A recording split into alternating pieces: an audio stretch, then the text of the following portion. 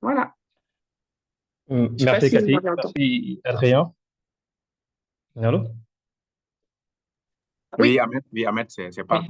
bonjour tout le monde, hein. Bonjour tout le monde, bonjour à Adrien, merci de nous avoir invités en tout cas. C'est vraiment une initiative que nous, on salue. Et on espère que la présentation va porter ses fruits en tout cas. Alors moi, c'est Papa Ahmed et je suis le responsable des études au sein de cette consulting, qui est un cabinet qui est spécialisé en conseil. Donc en gros, notre travail, c'est vraiment la collecte, le traitement et l'analyse des données.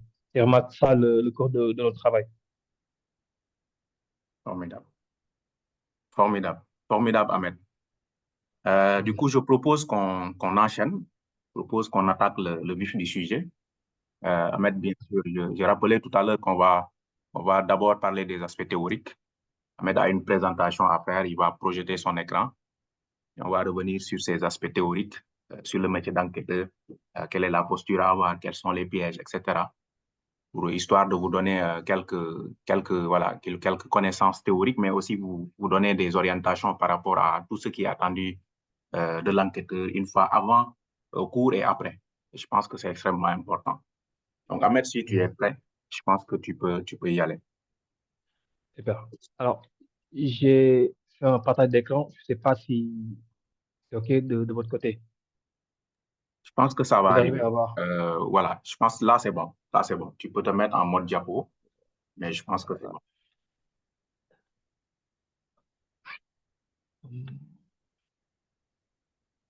Super.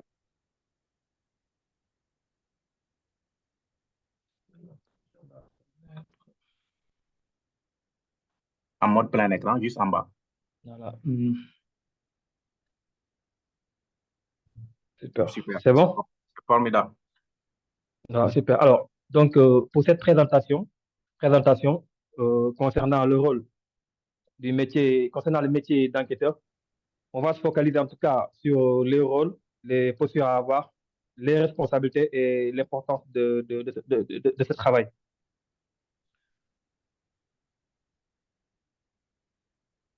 Alors, pour contextualiser, je pense que là maintenant, on est tous conscients de l'importance des données dans notre société actuelle. Ouais. Moi, personnellement, il y a une citation de Clive Humby que j'adore, qui pour moi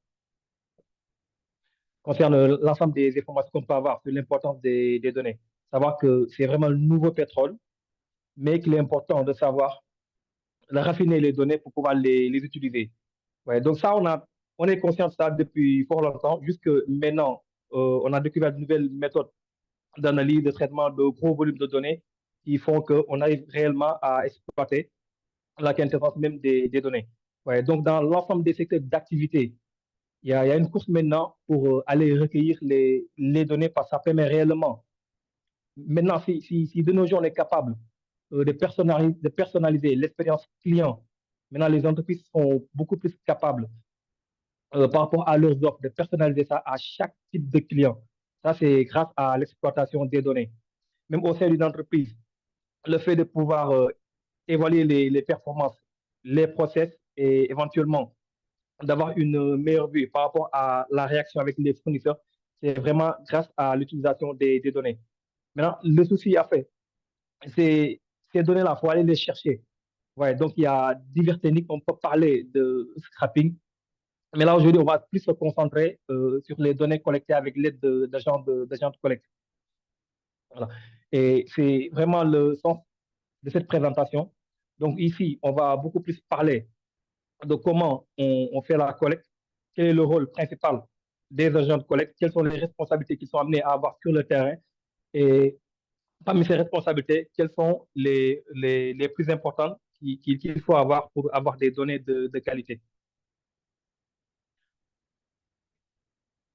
Si on doit définir la collecte de données, le rôle des agents de collecte, on va dans un premier temps définir on va en tout cas essayer de trouver une définition de ce qu'est la collecte de données. Et de manière très simple, la collecte de données, c'est vraiment un process qui permet de recueillir des informations pour un but spécifique. Et généralement, on fait de la collecte pour répondre à des besoins à des questions d'études, en fait, ou de recherche. Maintenant, c'est les entreprises aussi. On fait de la collecte de données vraiment pour aider les décideurs à avoir une vue d'ensemble, une vue beaucoup plus précise d'une situation donnée. Et cette collecte, elle est faite par un agent de collecte. Il y a aussi des cas où on peut automatiser cela. On peut parler des cas de web scraping ou quand on interagit avec des bases de données. Mais ce n'est pas tout le temps le cas. Il y a des données pour lesquelles on est obligé de passer par un agent de collecte. Donc, l'agent de collecte, dans ce cadre, joue un rôle essentiel. Parce que sans son travail, on ne peut pas avoir de la donnée, on peut pas avoir de la donnée de qualité. Donc, en gros, lui, sa responsabilité, c'est vraiment d'aller recueillir ces données et dans les de bonne qualité en tout cas. Ouais, et la plupart du temps, il travaille. L'agent de collecte, il travaille sous la supervision d'un responsable qui, généralement, lui, on le nomme comme le superviseur. Et le rôle du superviseur, en tout cas, lui, c'est de s'assurer que l'agent de collecte fait convenablement son travail. Et pour la nature des données, ça peut varier, ça peut être des données quali ou bien des données quanti. Et dans le détail, on peut parler des audiences métriques, des audiences métriques dans le sens où il peut aller mesurer l'audience des médias, par exemple, quels sont les médias qui sont les plus suivis, quelles sont les fréquences attribuées à chaque média, quels sont les programmes qui sont les plus suivis. Il faut aussi faire la collecte à partir d'un questionnaire consommation. Exemple, vous pouvez aller à Auchan pour essayer de voir c'est quel produit les gens qui sont là-bas consomment, achètent en tout cas le plus, ou bien des sondages d'opinion. Dans le cadre d'un sondage d'opinion, on peut parler des sondages politiques. Et il y a aussi les tests de produits. Vous avez un nouveau produit, vous voulez tester, et là aussi, il y a potentiellement l'intervention d'un enquêteur. Et pour terminer aussi, on peut parler des visites mystères. C'est tous des cas de collecte de données qui impliquent le travail d'un agent de collecte. Alors, fondamentalement, c'est quoi le rôle d'un agent de collecte? Alors, le rôle d'un agent de collecte, c'est vraiment la personne qui est censée aller recueillir les informations. Maintenant, après, tout dépend aussi du type de projet. Mais de manière, tous les projets, en tout cas, dont on a connaissance, ont à commun ces listes, ces listes de tâches qui incombent à l'enquêteur. C'est-à-dire que le fondement, en tout cas, pour un enquêteur, c'est vraiment de s'approprier le manuel de formation. C'est vraiment, on peut dire que c'est la Bible de l'enquêteur. Parce que chaque projet est spécifique. Et pour comprendre les spécificités d'un projet, il est fondamental, il est essentiel que l'enquêteur ait accès au manuel de formation. Le manuel de formation, c'est un document méthodologique qui quand même parle un peu du projet, la logique du projet, c'est quoi les objectifs, c'est quoi les cibles. Et par rapport à ça, il y a aussi un élément extrêmement important qui est contenu dans le manuel de formation, à savoir le protocole de collecte. Et c'est à partir du protocole de collecte que l'enquêteur, lui, il a une vision vraiment éclairée de comment il doit approcher la cible, quelles sont les méthodes de collecte qui ont été adoptées. Après aussi, il y a la compréhension des formulaires d'entretien. Dans un projet, vous pouvez avoir plusieurs formulaires d'entretien. Et là, lors des formations, avant la phase terrain, il est important que l'enquêteur s'approprie, en tout cas, les formulaires d'entretien. D'habitude, quand on fait les formations, on déroule l'ensemble des questions, on fait les traductions pour lever en tout cas l'ensemble des ambiguïtés, de sorte que l'enquêteur qu'il puisse comprendre complètement les questions qui sont adoptées au niveau des formulaires d'entretien. Il y a aussi le consentement, c'est quelque chose qu'on oublie, mais qui est extrêmement important. On ne peut pas venir et interviewer la personne sans un consentement éclairé. Et ce qu'on entend en tout cas par consentement éclairé, on va le voir après, mais c'est beaucoup plus subtil que ce qui est écrit. Aussi, il incombe à l'enquêteur de faire naturellement l'administration des formulaires, et une fois qu'il a administré les questionnaires, administré les formulaires, il est censé faire la synchronisation et un rapport détaillé aussi à son superviseur. Et c'est quelque chose d'extrêmement important de faire des rapports détaillés parce que, comme on dit, chaque projet a ses spécificités. Et la première personne concernée, c'est l'enquêteur parce que c'est lui qui est sur le terrain. Il y a toujours des problèmes, des ajustements à faire, et c'est grâce aux remontées faites par les enquêteurs qu'on a à surmonter ces difficultés. Donc, c'est des choses extrêmement importantes pour lesquelles l'enquêteur doit avoir des compétences. Voilà. Mais après, cette liste n'est pas exhaustive. Ouais, chaque type de projet, ça peut amener d'autres rôles pour lesquels l'enquêteur doit adopter ses tâches. Juste pour ajouter un petit Non. point, si vous le permettez, le fait de faire ces récapitulatifs à la fin de la collecte de manière régulière, il est hyper importante parce que parfois, il y a même des résultats. Une fois qu'on commence à faire l'analyse des données, il y a des observations qu'on va faire qui vont être en ligne par rapport à ce que les enquêteurs avaient déjà soulevé. Nous, on le constate dans les études, il y a certaines tendances qui se dégagent et quand on compile tout ce que les enquêteurs avaient déjà relevé, ça va dans le même sens.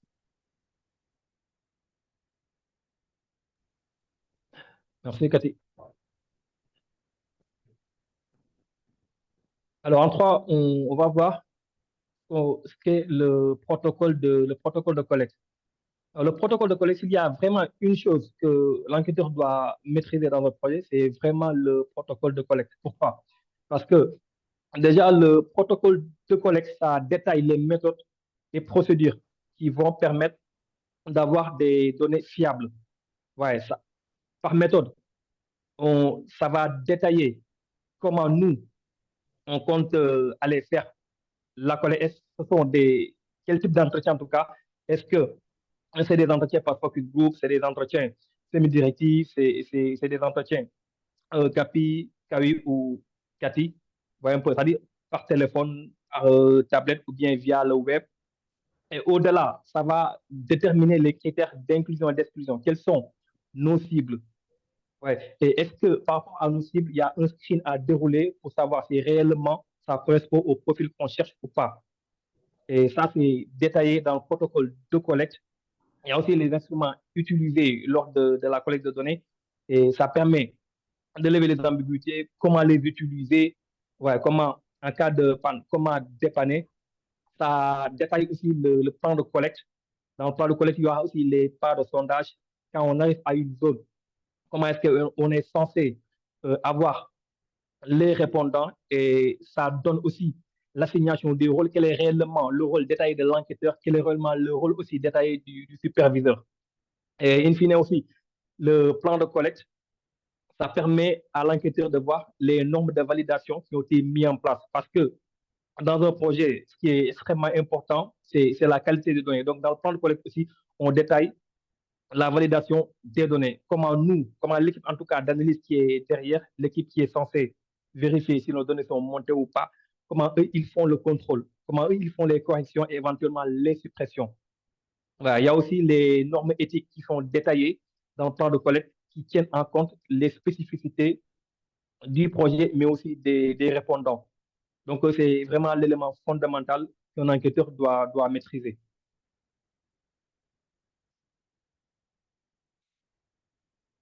Et par rapport aux méthodes de collecte de données, on peut les regrouper en quatre catégories en fonction que ce soit du Kali ou du Kanti. Dans le parti Kali, il y a beaucoup plus de focus group qui nécessitent, en tout cas, là c'est les méthodes, c'est les méthodes qui nécessitent l'intervention d'un enquêteur. Alors, il y a les focus group, les entretiens semi-directifs, il y a aussi les tests d'évaluation, généralement, c'est pour de nouveaux produits, les observations. Les plus populaires, c'est les tests, les études Schopper, et il y a aussi les enquêtes. Et ça aussi, on peut les regrouper en trois modes de collecte. Il y a les collectes qu'on appelle généralement les collectes CAPI, et là, c'est généralement des collectes en face à face où les répondants utilisent des tablettes sur lesquelles on enregistre.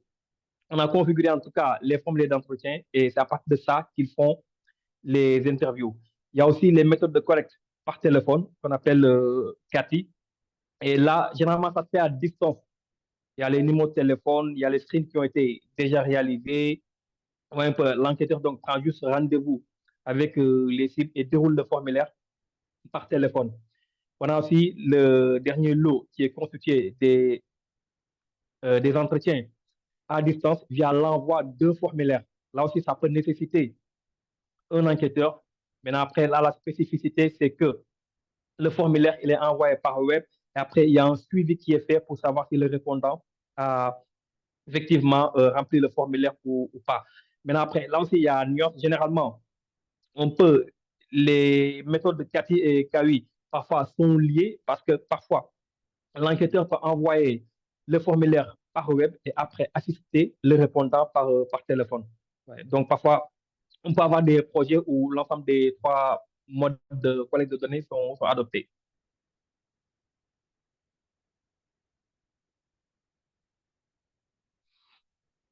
Par rapport aux compétences clés qu'un agent de collecte doit avoir, on a essayé de relever les plus importants, en tout cas les fondements. Là, le premier, c'est réellement, effectivement, le sens de l'écoute. Pourquoi le sens de l'écoute? Parce qu'il est important pour un agent de collecte d'assurer l'interactivité. Et par rapport à l'interactivité, ce qui est super important, c'est avoir un bon sens de l'écoute. C'est pourquoi on dit, nous, un bon agent de collecte doit être capable d'écouter attentivement les réponses des participants. Maintenant, là, le but, c'est de s'assurer que les informations ont été bien comprises par le répondant, mais aussi que lui, dans le cas où le répondant a personnellement enregistré les données, s'assurer que c'est réellement bien enregistré. Et il y a aussi l'approche qui est extrêmement importante parce que avant même de dérouler, peut-être ça, on pourrait même le mettre en premier, parce qu'avant de dérouler le formulaire, il est extrêmement important de convaincre le répondant de participer au projet. Ouais, un peu. Donc là, avoir une bonne approche, c'est extrêmement important. Et pour une bonne approche, il est extrêmement fondamental de bien expliquer euh, le contenu du projet, l'utilisation des données qui seront collectées, ouais, un peu. Et surtout aussi rassurer le répondant par rapport à la confidentialité et tout ce qui est derrière. Après aussi, il y a la neutralité qui est extrêmement importante à avoir parce que parfois, quand on est sur le terrain, on peut avoir de l'empathie, surtout sur les projets sociaux. Ouais, on peut vouloir aider la personne via le formulaire et là, en tout cas, ça biaise très négativement, en tout cas, les données qu'on peut avoir, d'où il est important d'être neutre, renseigner juste ce que le répondant a dit. Ouais, un peu. Donc là, ce qui est important à savoir, c'est que effectivement, on doit bien expliquer, on doit s'assurer que la personne a bien compris la question, mais on ne peut pas intervenir à sa place pour suggérer à la personne des réponses. Parce que là, ça peut carrément biaiser le projet sur lequel on travaille. Il y a aussi la ponctualité. Pourquoi la ponctualité, elle est essentielle? Parce que dans chaque projet, dans le protocole, on définit des quotas. Chaque enquêteur aura un quota, chaque groupe aura un quota. Et par rapport à ça, on fixe un deadline par rapport à la réalisation du projet. Donc, si la ponctualité pose défaut, on aura des difficultés à atteindre les quotas et in fine, ça va jouer sur les délais de livraison des livrables. Il y a aussi la confidentialité qui est importante parce que ça pose même des soucis, ça pose en tout cas des soucis avec la justice même. Parce que les données collectées, elles ne peuvent pas être divulguées n'importe où et n'importe comment. Ouais, un peu.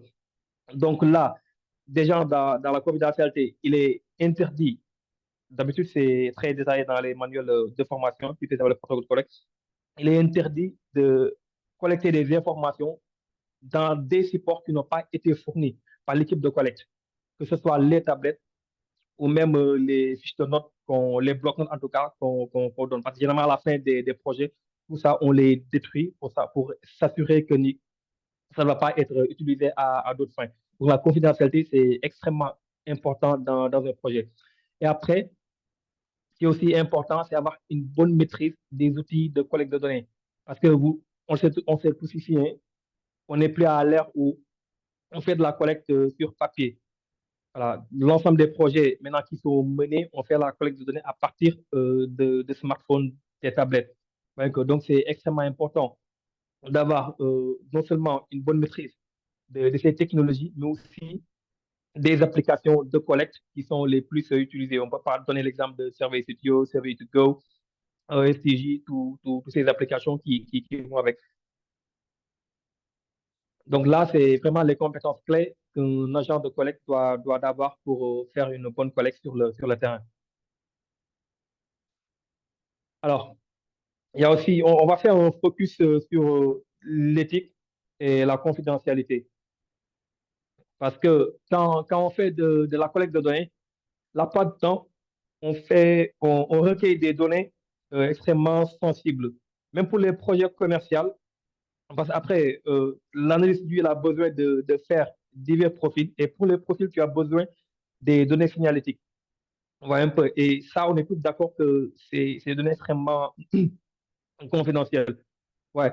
Donc là, ce qui est primordial, c'est que l'enquêteur respecte les considérations éthiques qui ont été mises en place pour le projet. C'est pour ça, même au début, avant d'aller sur le terrain, l'ensemble des équipes qui sont en charge de la collecte de données signent des clauses de confidentialité.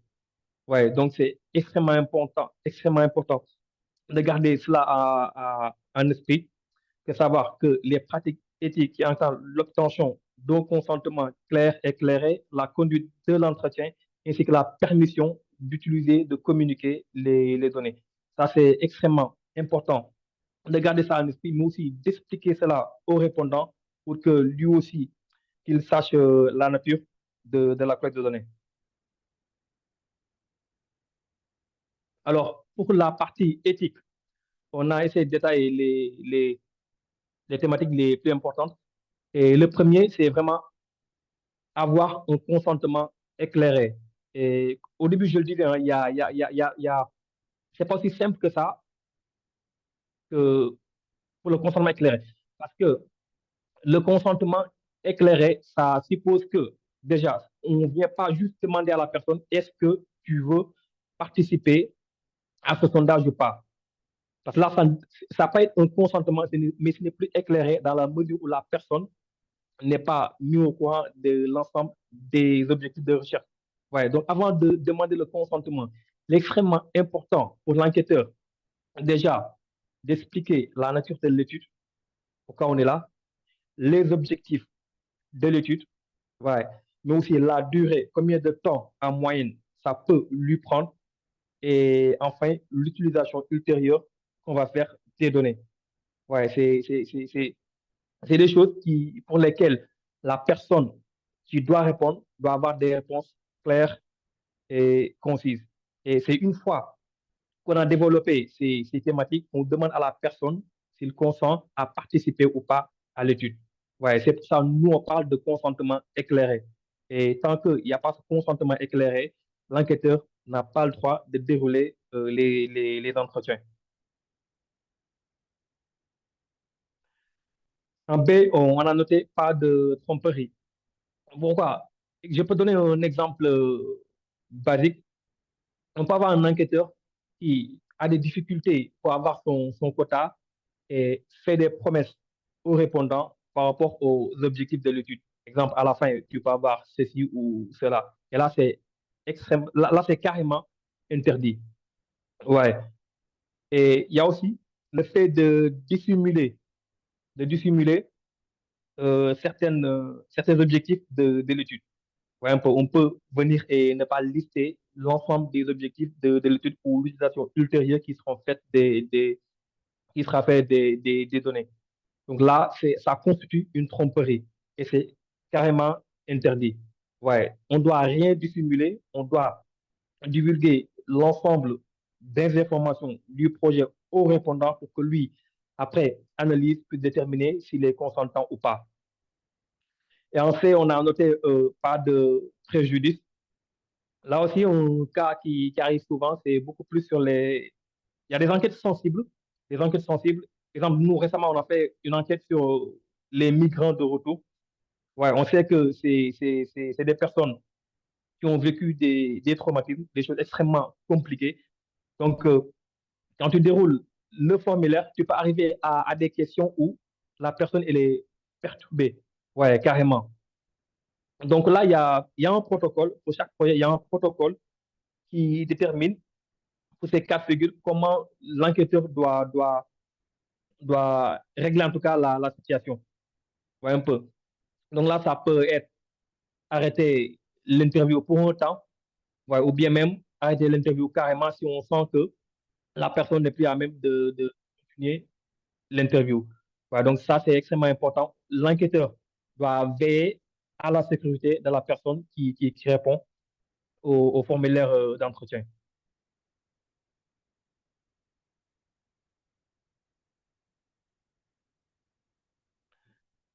Nous avons noté la confidentialité et si on s'en tient à la définition de l'Organisation internationale de normalisation, on peut définir la confidentialité comme le fait de s'assurer que l'information n'est accessible qu'à ceux dont l'accès est autorisé. Et ça, c'est extrêmement important dans un projet. D'habitude, dans un projet de collecte de données, on définit des règles d'accès aux données. Ouais, un peu. Et cela, c'est vraiment pour garantir aussi bien la confidentialité que l'anonymat aussi, les deux vont de pair.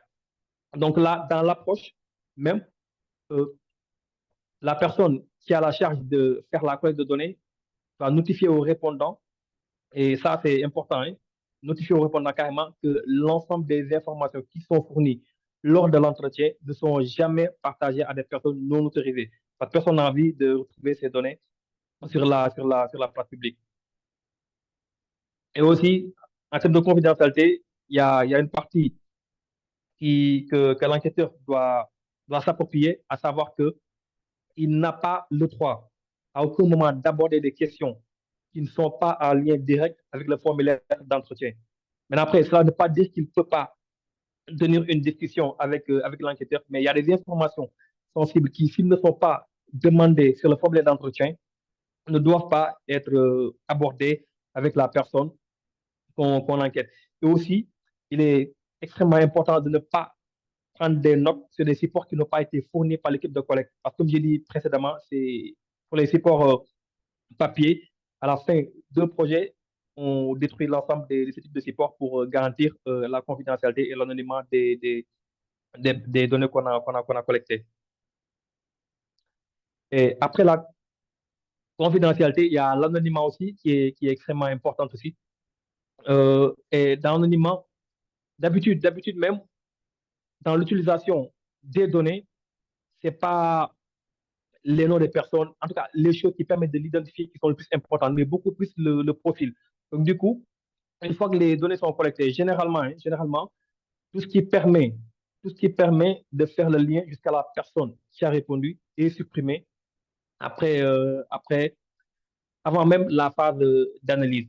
Certes, on le garde pour les besoins de contrôle qualité, s'assurer qu'on a des données de qualité, éventuellement en cas de quand on doit faire des corrections pour s'assurer qu'on peut joindre la personne qui a répondu.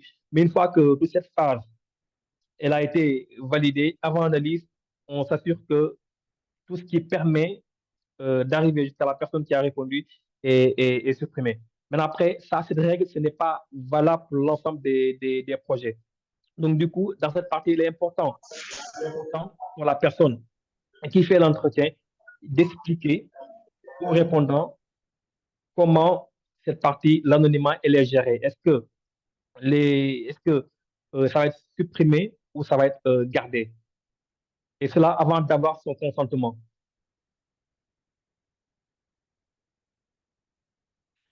Maintenant, ça, c'est quelque chose qu'on a ajouté parce que malheureusement, c'est une chose qui arrive sur le terrain, à savoir la triche. Et c'est quelque chose d'extrêmement néfaste parce que ça implique,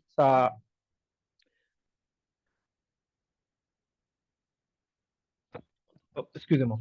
Alors, je disais, par rapport à la triche, c'est quelque chose qu'on voit sur le terrain et ça cause des dommages incommensurables, en tout cas, sur la qualité et les livrables que nous fournissons aux clients qui commandent les études. Ouais, donc là, pour donner l'impact de la triche sur les données et même sur les conclusions des analyses, on va donner trois scénarios. Maintenant, pour le premier scénario, on suppose qu'on a un agent de collecte qui falsifie les réponses de certaines questions. Pour finir rapidement, parce que des fois, on peut avoir ça arrive, on peut avoir des questionnaires qui peuvent durer 1 heure, de temps. Ouais. Donc là, l'agent de collecte peut être amené à falsifier certaines réponses pour ne pas trop durer sur le terrain. Et là, le premier impact, quand on a ces types de scénarios, c'est que globalement, les données ne sont plus fiables. Et quand les données ne sont plus fiables, ça pose des problèmes parce que derrière, il y a une entreprise qui va investir sur une stratégie qui a été basée sur les recommandations qui ont été faites. Et si les recommandations ont été faites à partir de données qui n'ont pas été fiables, là, la stratégie, elle devient plus pertinente. Et donc, du coup, il y a des pertes financières qui sont très significatives qui peuvent même amener à la faillite d'une entreprise parce qu'on a mal ciblé. Et ce mauvais ciblage, l'origine, c'est que les données collectées n'ont pas été faites en respectant l'ensemble des règles. Juste pour rebondir dessus, pardon. Donc, sur cette partie triche, il y a effectivement l'impact par rapport aux commanditaires. Et ça, c'est dans le cas où le cabinet de conseil qui fait la collecte n'a pas pu déceler qu'il y avait des informations erronées et que les enquêteurs avaient triché. C'est pour ça que nous, on a mis en place un certain type de contrôle pour justement nous assurer d'avoir des données de qualité. Et c'est pour ça qu'on passe énormément de temps justement sur les données. Mais quand ça passe, l'impact, c'est sur effectivement le commanditaire qui peut aller jusqu'à la faillite dans certains cas. C'est quand même possible parce que si on investit tout son argent dans une stratégie et que ce n'est pas la bonne stratégie, et du coup, on n'a pas de retour sur investissement, ça peut aller même jusqu'à la faillite. C'est extrême, mais c'est quand même possible. Mais il y a aussi le cabinet qui fait l'étude. Donc, du coup, si le cabinet qui fait l'étude donne des mauvaises recommandations, donc le cabinet ne devient plus fiable. Et du coup, forcément, l'impact va aussi être sur le cabinet. Et pareil, si c'est sur le cabinet, après, ça aura potentiellement aussi un impact sur les enquêteurs. Mais bon, voilà, je tenais juste à préciser cette partie, elle est hyper importante parce que nous, à chaque fois qu'on fait une étude, on a toujours ces cas de triche. Voilà. Désolée, Ahmed. Thanks. Non, c'est bon.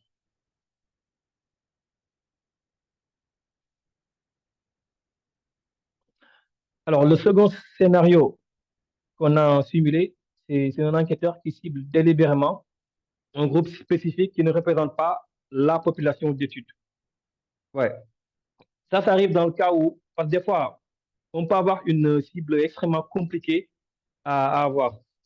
Ouais, parce que il y a des spécificités, les questions de recherche qui font que la cible qu'on peut avoir, c'est une cible qui n'est pas simple à avoir. Donc, du coup, il y a des enquêteurs qui, face à cette difficulté, peuvent se laisser aller et cibler des groupes beaucoup plus larges. Maintenant, après, le risque, c'est que ça ne contient pas les spécificités. Ouais, donc, du coup, il n'y a pas le screening. Et s'il ne respecte pas le screen, ce qui arrive, c'est qu'on a ciblé le mauvais groupe. Ouais, et quand on fait le profilage, ça va être basé sur, ça ne va pas être basé sur le groupe cible. Ouais, et les résultats du profilage, on est censé l'appliquer sur notre groupe. Ouais, donc du coup, on change carrément les règles du jeu. Donc là, l'impact financier, c'est énorme. Pourquoi? Parce qu'après, l'entreprise qui fait ce projet, il va après dépenser en publicité, en ciblage sur un groupe qui ne correspond pas en tout cas à lui ce qu'il cherchait. Ouais, et in fine, il y aura des pertes financières qui peuvent là aussi amener même à une faillite de l'entreprise. Oui. Et juste pour rebondir dessus, pardon, juste pour donner un cas concret, je ne sais pas si les gens qui nous suivent arrivent à voir exactement. Donc, un cas concret, ce serait par exemple s'il y a une étude et qu'on doit voir un peu la consommation par rapport à certains produits de la population. Et que du coup, les enquêteurs ciblent par exemple que les personnes qui ont un certain niveau de vue, qui sont dans le luxe. Donc, du coup, ça veut dire que la société va baser sa stratégie sur ça, alors que les gens qui ont un certain type de revenus, qui sont dans tout ce qui est luxe, par exemple, ils ne représentent pas la population réellement. Donc, du coup, là, ça permet de voir du coup comment un mauvais ciblage peut avoir un impact sur la stratégie.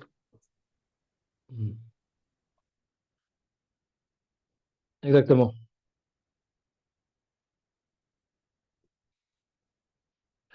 Alors, pour le troisième scénario qu'on a développé, c'est un questionnaire qui a été mal formulé. C'est un questionnaire qui a été mal formulé. Alors, là, c'est important, raison pour laquelle, si, pour ceux qui ont eu à faire des formations pour des projets de collecte, si vous voyez, si les formations, d'habitude, c'est étalé sur 3 jours, mais vous verrez que peut-être vous allez passer une journée sur des aspects techniques, compréhension du projet, compréhension du protocole de collecte, mais à minimum 1 ou 2 jours, vous allez passer à décortiquer les formulaires d'entretien. Pourquoi c'est important? Parce que c'est important de lever les ambiguïtés sur l'ensemble des questions, faites des traductions à Wolof. Voilà, d'habitude, c'est des séances cool que les collègues adorent. Ouais, et ça, c'est pas anodin si on passe beaucoup de temps à développer en tout cas, passer en revue de manière détaillée l'ensemble des questions qui constituent les formulaires. Parce qu'une question, quand elle est mal formulée, ouais, un peu, ça biaise d'entrée la réponse. Ouais, donc c'est extrêmement important pour l'enquêteur de bien saisir l'essence même de chaque question. Ouais, s'assurer que même quand il fait les traductions, qu'il ne, qu'il ne travestit pas en tout cas le sens des mots, parce que sinon, ce qu'on aura, c'est que la personne qu'on enquête ne va pas donner les bonnes réponses. Et s'il n'a pas les bonnes réponses, là, on va avoir en tout cas une base de données qui n'est pas du tout de qualité. Et là, on va fournir des recommandations qui ne vont pas dans le bon sens. Et in fine aussi, on va carrément faire manquer à l'entreprise ses stratégies d'approche et les prises de décision qu'ils vont faire. Et là aussi, il y aura des pertes financières pour l'entreprise.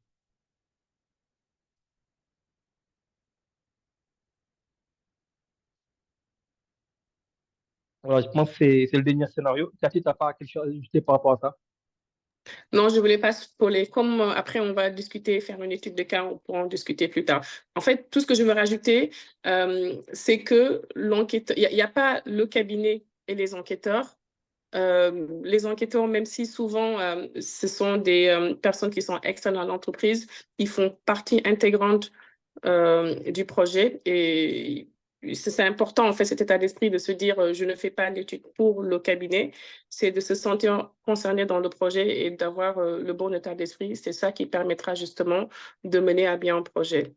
Et l'expertise des enquêteurs qui sont sur le terrain est très, très importante parce que même quand on fait la formation, le protocole de collecte et qu'on déroule le questionnaire, il nous arrive souvent justement de devoir proposer des modifications au questionnaire aux clients parce que les enquêteurs ont une expertise que nous, on n'a pas et du coup, qu'on prend en compte. Oui, d'où l'intérêt même des phases pilotes. Parce que Exact. à chaque fois qu'on a été en classe, on a fait les sciences théoriques, les sciences pratiques avec les simulations des questionnaires.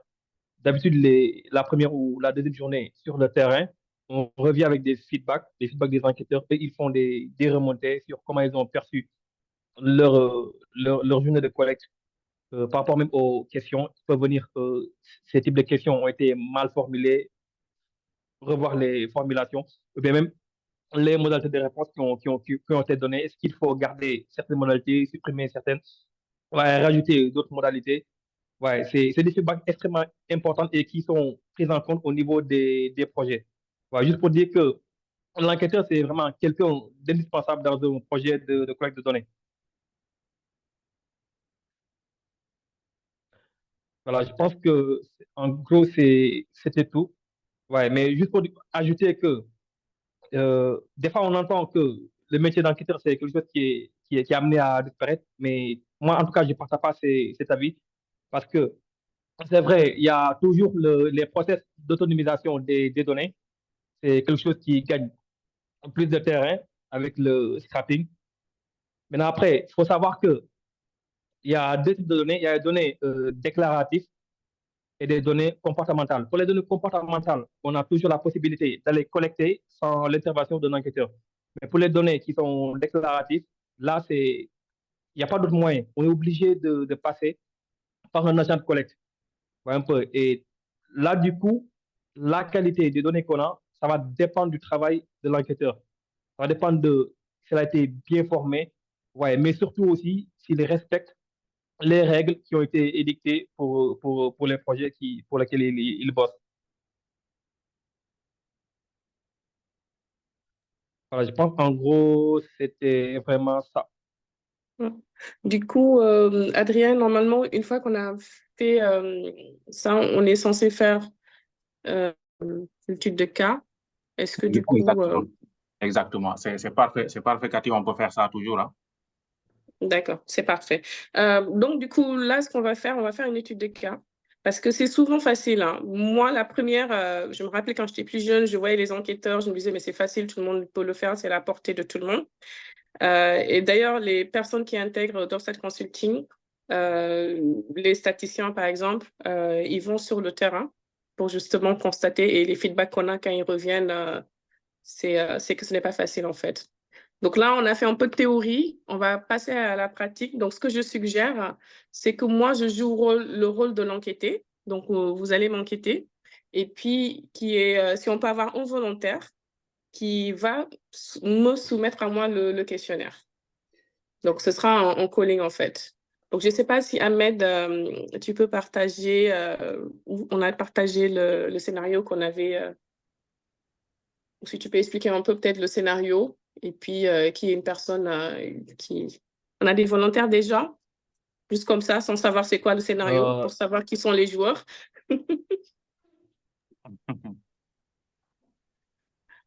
Ah, super.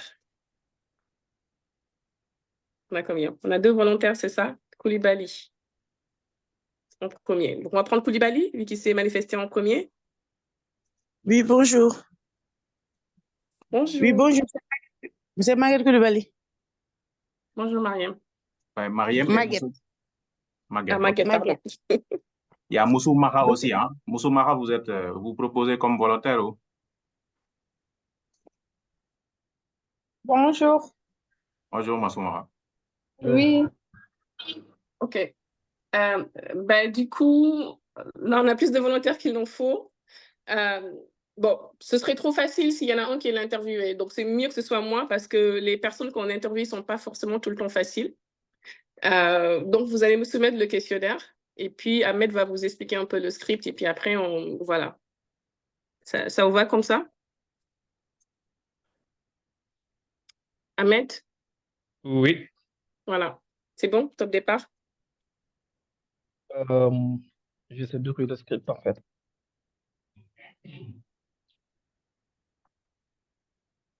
Donc, le sujet, c'est sur les litiges fonciers. Pour commencer. C'est sur les litiges fonciers. Bon, je commence en attendant que tu arrives à faire le partage d'écran. Attends, je peux le partager? OK. Oui, vas-y, comme ça.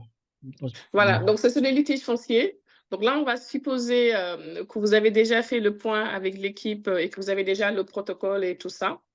Et vous devez collecter tout ce qui est catégorie socio-professionnelle, des informations par rapport au lieu de résidence. Et puis, vous devrez me demander, poser des questions par rapport au fait si je possède ou pas un bien immobilier. Et puis après, voilà. Donc, soit comme c'est 4 parties et qu'il y a combien de personnes qui ont voulu se prêter à jeu? Il y a 2 personnes, c'est ça? Il y a Koulibaly, il y a Djibiso et il y a qui d'autre? Il y a Moussou. Donc, si vous voulez, on peut essayer de faire une première personne va essayer de m'accrocher et puis après de poser des questions sur tout ce qui est catégorie socio-professionnelle et ce qui est de résidence.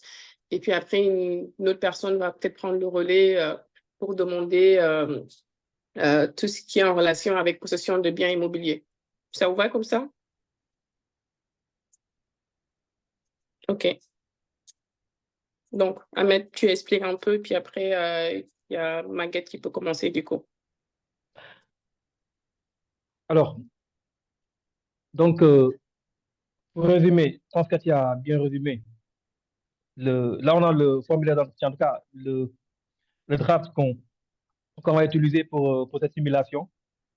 La première partie, vous allez prendre les signalétiques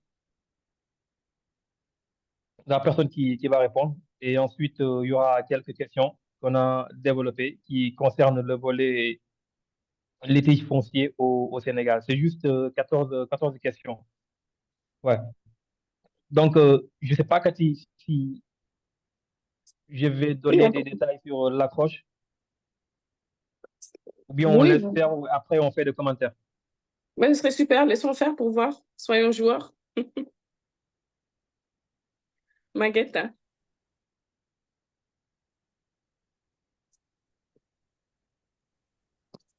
Oui, bonjour. Oui, oui, je suis prête, du coup. Vous m'appelez. Donc, moi, c'est Cathy. Donc, je suis prête. Ouais. Bonjour Cathy. Je m'appelle Maguette Coulibaly. Je fais partie d'une étude de recherche impliquée dans une étude portant sur les litiges fonciers au Sénégal. L'objectif est de mesurer les litiges fonciers dans le pays. Dans ce cadre, je voudrais vous poser quelques questions. Cela ne prendra pas que 5 minutes. Je tiens... L'introduction ne s'affiche pas bien. Voilà. Je tiens à votre information que les données collectées seront traitées de manière à garantir l'anonymat des répondants. Et s'ils seront partagés à d'autres fins signalétiques, recueillis seront strictement utilisés pour les besoins de l'analyse. Votre participation est volontaire et vous pouvez choisir de ne pas répondre à toutes les questions si vous le souhaitez. Mais vous n'espérez pas y participer car votre point de vue est important pour nous. Donnez-nous votre consentement. Puis-je continuer, oui ou non? Ouh là Cathy? là, je ne sais pas en fait. Là, vous me prenez au dépourvu, donc je ne comprends pas. C'est sur les litiges fonciers, mais vous voulez quoi exactement? Voilà. Comme j'ai bien expliqué dans l'introduction, Bien expliqué, c'est encore trop dire. Hein. Bon, si vous avez bien ouais, expliqué, je pense que j'aurais compris. Hein. Je suis désolée. d'accord, d'accord. C'est juste pour connaître l'objectif. L'objectif de cette équipe, c'est de mesurer la description des Sénégalais sur les litiges fonciers dans ce pays. Et nous voudrons votre avis par rapport à cela. Ok. Et c'est pour en faire quoi? Parce que je ne sais pas, vous allez en faire quoi de ça? Les litiges D'accord. fonciers. Voilà. Ces réponses seront partagées à d'autres fins. Ok, Signalétiques. ça ne me dit pas. Ça me dit pas Oui. quoi Pour les exactement. besoins d'analyse. Pour les D'accord. besoins d'analyse de données. D'accord. Ok. Mais écoutez, j'ai toujours pas compris, mais bon, vous avez la chance. Aujourd'hui, je suis de bonne humeur, donc oui, pourquoi pas. Bon, on peut commencer. Je donne mon consentement pour le moment. D'accord, pour le moment. OK. Non, oui, stop. Allô? Oui, Est-ce que quelqu'un a des commentaires par rapport à cette partie? C'est cette partie qu'on appelle l'accroche. Ouais, dans le jargon, c'est cette partie qu'on appelle l'accroche. La partie où l'enquêteur aborde sa cible. Ouais. Et pour l'accroche, d'habitude, on dit qu'une bonne accroche. Est-ce que quelqu'un, je sais pas, est-ce que quelqu'un peut nous dire dans l'accroche de Mme Koulibaly, qu'est-ce qui a marché, qu'est-ce qui n'a pas marché? Ou bien qu'est-ce qui manque?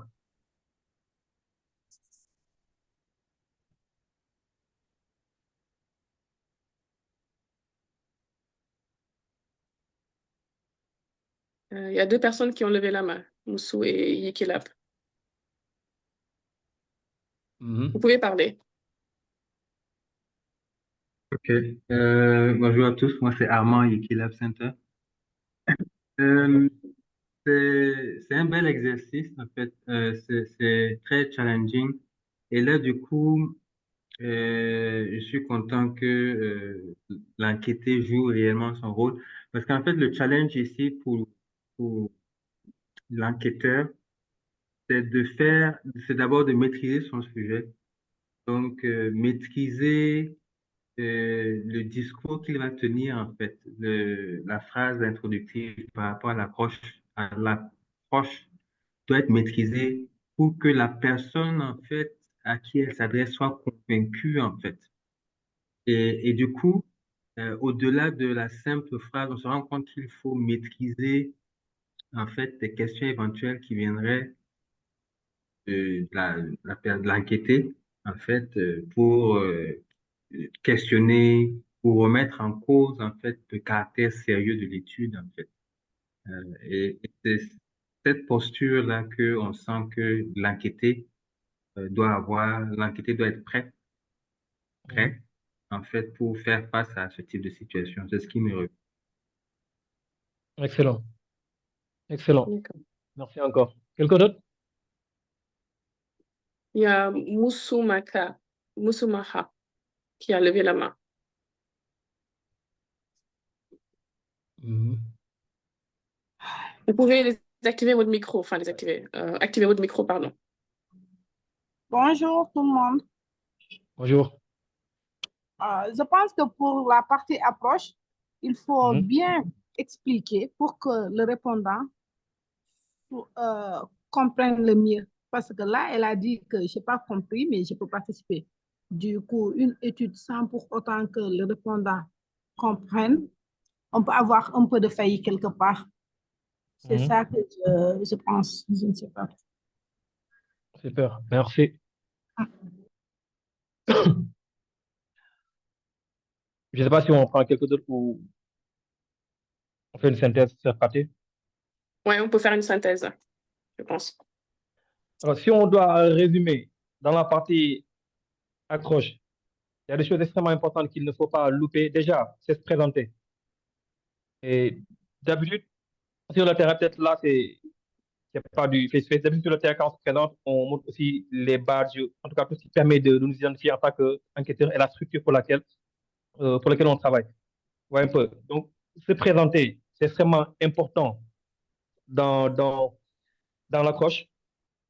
Présenter aussi la structure pour laquelle on travaille. Ouais, un peu. C'est aussi très important. Et une fois que cette partie elle est faite, la présentation, on introduit le projet. Ouais, on explique le projet pour lequel on est venu demander aux répondants de participer. Ouais, on donne le nom du projet et les objectifs qui ont été détaillés dans les objectifs qui ont été détaillés dans le manuel de formation. Et généralement, ça aussi, on le met dans le texte introductif. Exemple comme là, on a mis un texte. Dans le texte introductif, on liste les objectifs. Et après qu'on a donné les objectifs de l'étude, on donne aussi des informations sur l'utilisation et la confidentialité des données. Ouais, les données sont utilisées. Pourquoi? Quelles ont été les politiques de confidentialité qui ont été mises en place? Mais après, ça ne va pas être un long texte. Ouais, mais ça va être un résumé du setup, en tout cas, du projet pour lequel on vient faire de la collecte.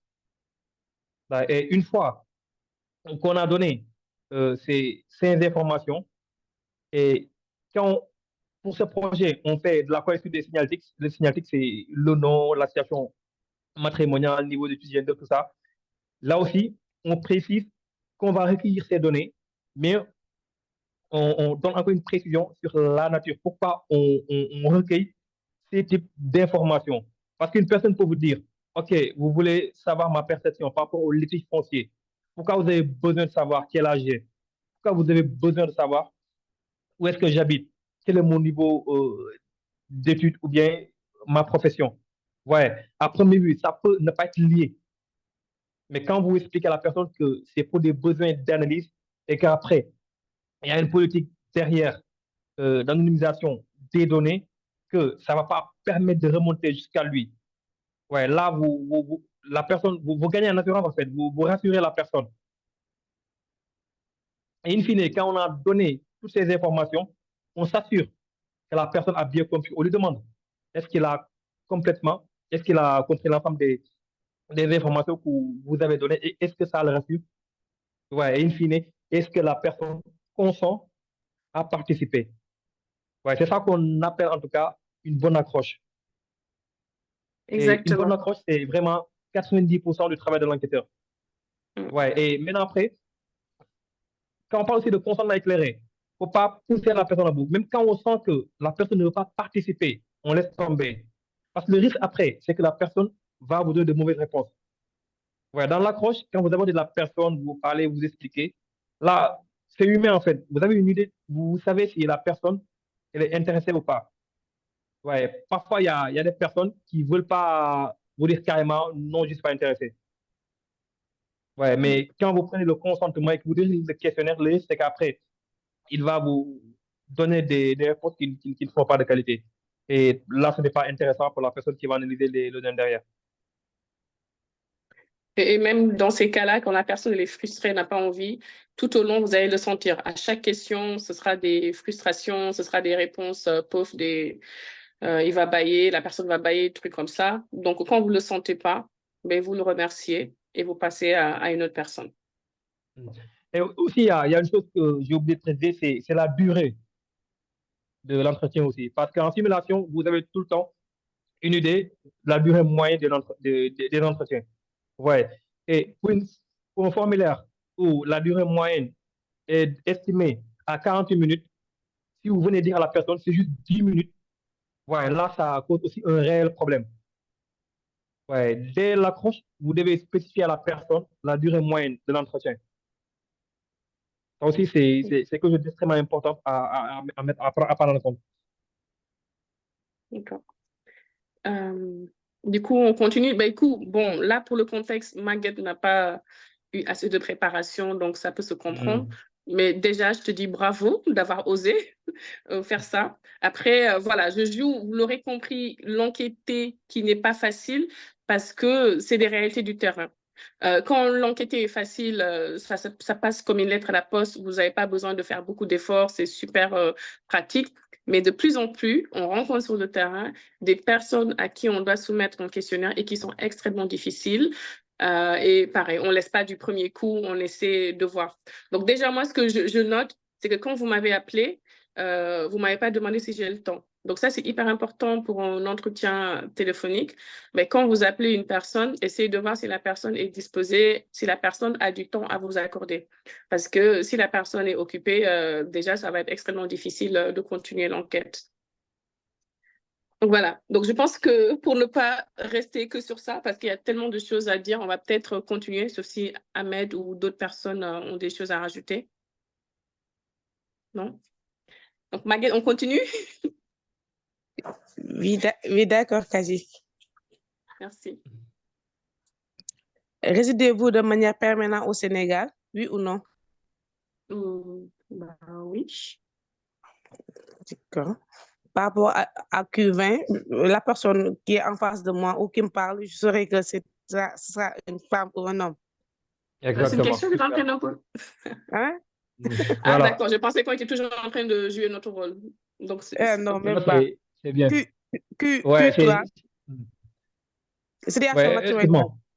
vous êtes Excuse-moi. marié ou vous êtes célibataire? Attendez, Ahmed, vous voulez dire quelque chose? Oui, par rapport à Q2. Ouais, ce que Q20. Maguette a fait, c'est excellent en fait. Ouais, parce que vous n'avez pas demandé la question, est-ce que c'est un homme ou à la personne, est-ce que c'est un homme ou une femme? Ouais, vous êtes en face de la personne, effectivement, tu as vu. Tu as su, voilà, tu as su ça en fait. D'accord. Par rapport à Q3, situation matrimoniale, vous êtes marié, célibataire? Vous avez que ces deux choix? Moi, je ne suis pas axée, moi. Vous divorcez? Je ne suis pas axée, madame. Comment? Je ne suis pas axée. C'est-à-dire?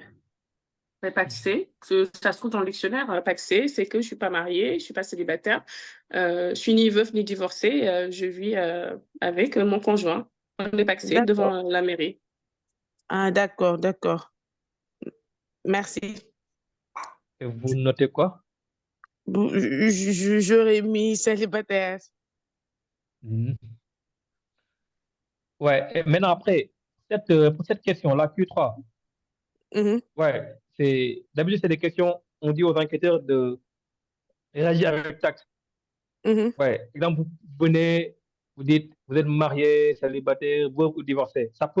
Il y en a, ça peut les choquer en fait. Ouais, il faut juste demander que je peux connaître votre situation matrimoniale? Oui, Ouais, sans citer les modalités de réponse. OK, exactement. tout à fait.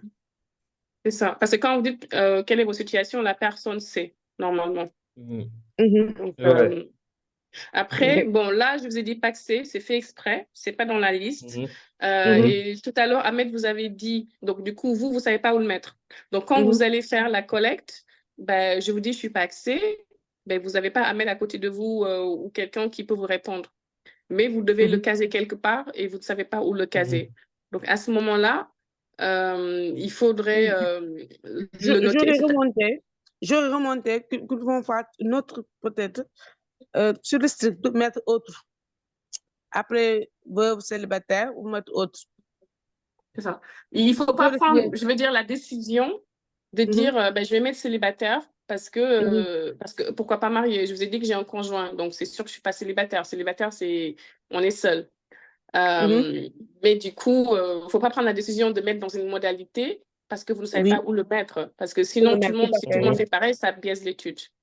Tout à fait, oui. Ouais, c'est pour ça, ouais, on avait parlé de l'importance des phases pilotes.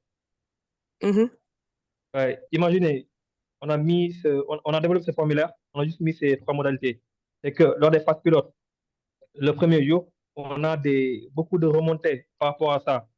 Dans les critères que nous disons, nous, dans cette question qui 3, on a beaucoup de personnes qui nous disent être paxées. Vous voyez un peu? Donc là, l'équipe derrière se réunit. Ils essaient de voir en réalité c'est quoi la bonne approche en tout cas à faire. Est-ce qu'il faut développer une nouvelle modalité ou est-ce que paxé en réalité on le met dans célibataire ou dans marié? Parce que ça dépend aussi de l'entendement. Voilà. On continue. Bon, je joue mon rôle. Il ne faut pas vous frustrer, mais je ne suis pas une entité facile. Donc, ça, c'est le scénario. Tout à fait. Je vois. Quel est votre niveau d'études? En quoi ça vous intéresse? Je suis désolée, mon niveau d'études. Parce que là, vous m'avez parlé que vous avez une étude sur les litiges fonciers. Donc là, vous m'avez demandé mon lieu de résidence. Je peux comprendre la situation matrimoniale. Je commençais à avoir des doutes, mais mon niveau d'études, en quoi ça vous intéresse, madame? Tout à fait. Par rapport à ça, comme vous avez dit tantôt, c'est à des fins d'études, d'analyse de données. C'est assez léger comme explication. Oui, c'est léger. Oui. Par rapport à ça aussi, si on connaît votre caractère, votre niveau d'études, ça nous aura facilité. On pourra plus faire, par rapport à la classification, ce sera plus facile d'analyser les données.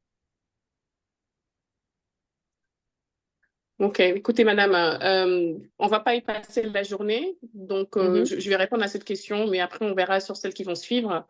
Au niveau d'études, bah, je dirais, je n'ai pas fait d'études. Vous n'avez pas fait d'études? Non, ça vous étonne? Non, même pas. D'accord. Merci. Merci, madame. Je vous remercie. Je vais passer à mon autre collègue pour poursuivre le questionnaire. Merci à vous. Merci. Alors, au revoir. là, juste pour ajouter une chose. Si vous regardez à Q4, on a ajouté non assisté. Oui, d'habitude, vous allez voir ça dans beaucoup de formulaires d'entretien. Quand vous avez une note en bas de la question où c'est mis non assisté, là, ça veut dire que la personne qui fait la collecte, il n'a pas le droit de lister les modalités. Ouais, autant pour situation matrimoniale, si la personne ne comprend pas, vous pouvez lui lister la modalité. Ouais, marié, célibataire, veuf, divorcé. Maintenant, là, le but, c'est d'avoir une réponse de manière vraiment spontanée, sans que vous ne guidez en tout cas la personne que vous interviewez. Ouais, et d'habitude, quand on a besoin de ça, on met des notes en dessous des questions pour mettre non assisté. Ouais, et c'est simple. Là, ça veut réellement dire que vous n'avez pas le droit de lister les modalités qui sont proposées. Ouais, posez juste la question. Limite, si la personne ne comprend pas, vous relancez, vous essayez de reformuler, mais en aucun cas, vous avez la permission de lister les modalités. D'accord. Il y a Niki Lab qui a levé la main. Vous voulez rajouter quelque chose? Ou vous voulez...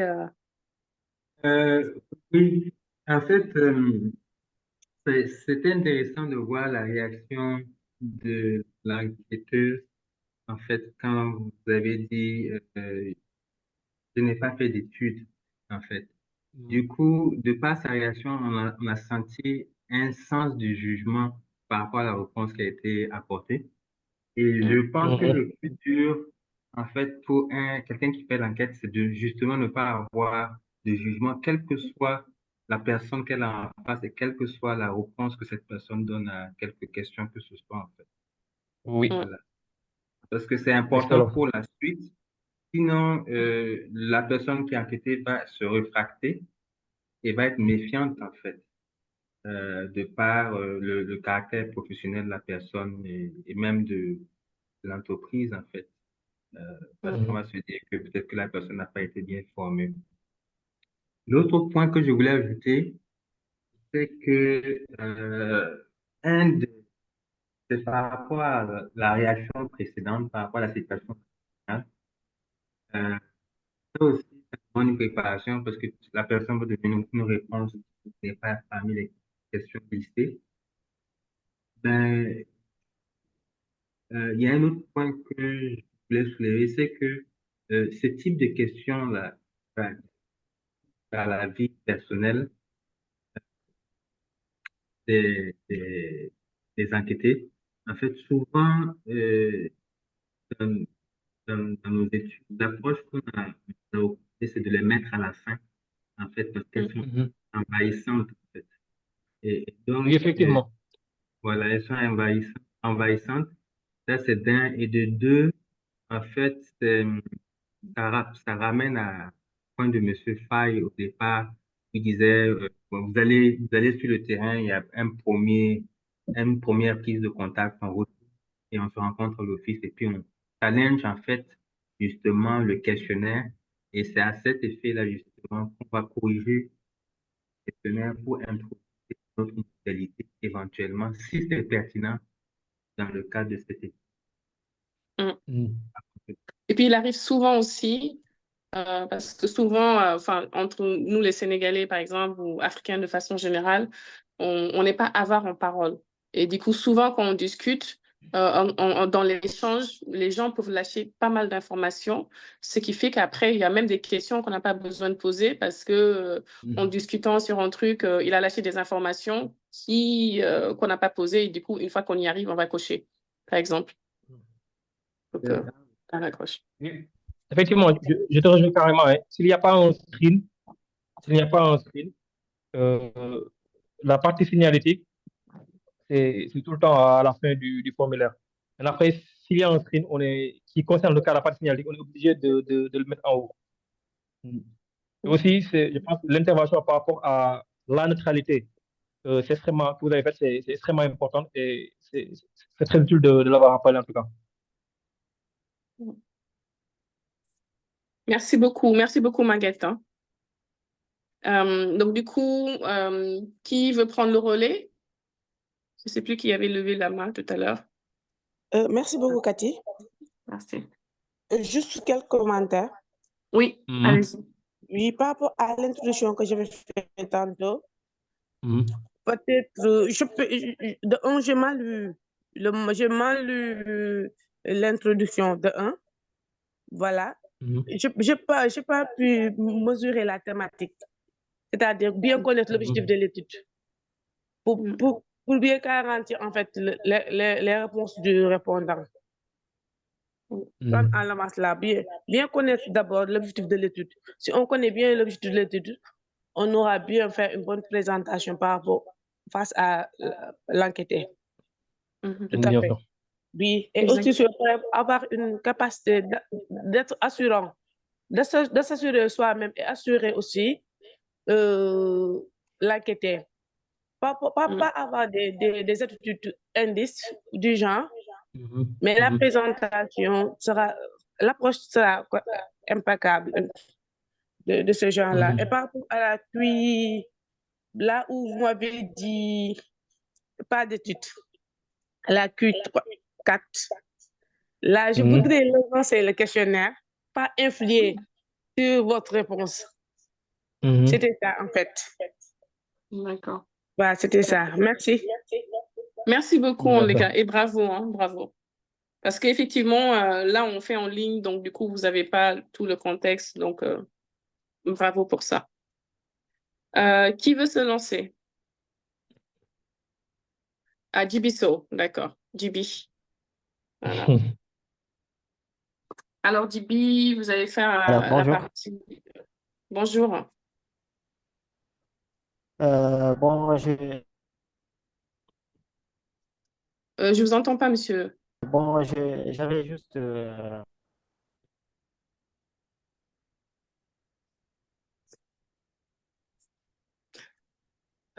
pense qu'il y a des problèmes de connexion, ou je suis la seule. Ouais. m'excuser un peu, je vais revenir un peu en arrière, surtout sur la présentation. Vous Oui. savez, nous, au niveau du Sénégal, nous avons quelque chose qui est important et parfois qui nous aide à avoir en tout cas une bonne approche. Donc, quand on est devant un enquêté, c'est-à-dire c'est le fait d'utiliser le cousinage à plaisanterie parce que bon, ça me sert souvent voilà, de rassurer en tout cas l'enquêté afin qu'il me donne les informations. Euh, bon, en plus de ça aussi, il y a quelque chose aussi à éviter, c'est-à-dire de venir avec des tablettes aux enquêtés, surtout dans la zone rurale, donc parce que ce sont des expériences que j'ai vécues quand même. Voilà, merci. Merci beaucoup, Jibi. Voilà, merci.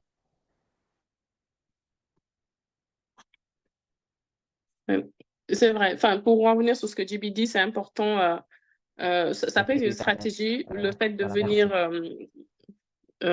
aborder, faire un peu les cousinages, comme Jibi dit, pour pouvoir grappiller des informations. Effectivement, si on vient, on sort la tablette directement, on sort les papiers, la personne peut ne pas comprendre et vous prenez au moins la peine de lui expliquer d'abord et une fois que vous lui expliquez, à ce moment-là, vous pouvez sortir les tablettes ou les papiers s'il y en a pour rassurer la personne.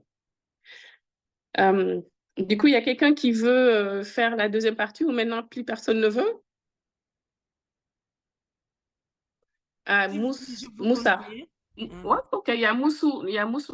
Ah, je suis désolée, Moussou Maha qui a levé là-bas. Oui, Moussou Maha. Oui, bonjour. Bonjour. Concernant la deuxième partie, je dois refaire la présentation ou bien je continue directement parce que je ne sais pas comment est-ce que on doit procéder. Mais là, on fait quoi? Vous pouvez... Je pense qu'il faut qu'on y ait parce que sinon on ne peut pas avoir. Ouais, c'est ça, vous pouvez continuer, ouais.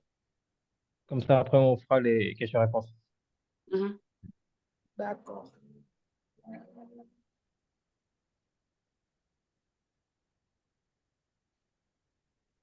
C'est bon? Oui, je vous écoute. D'accord. Vous travaillez dans quelle branche? Je travaille dans quelle branche? C'est une drôle de question. J'ai un peu de mal à comprendre. Vous pouvez préciser un peu? Ça veut dire votre secteur d'activité? Vous n'avez pas sauté une question, pardon? Ah, pardon, désolé, c'est moi. Mon secteur d'activité, actuellement, je suis sans emploi. Sans emploi? Oui. D'accord. Ça vous étonne? Non, c'est bon. OK.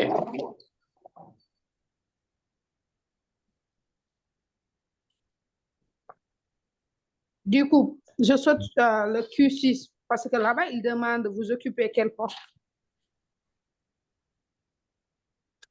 Oui, vous devez le sauter, en effet. Ok. Alors, là, si vous permettez, hein, Oui.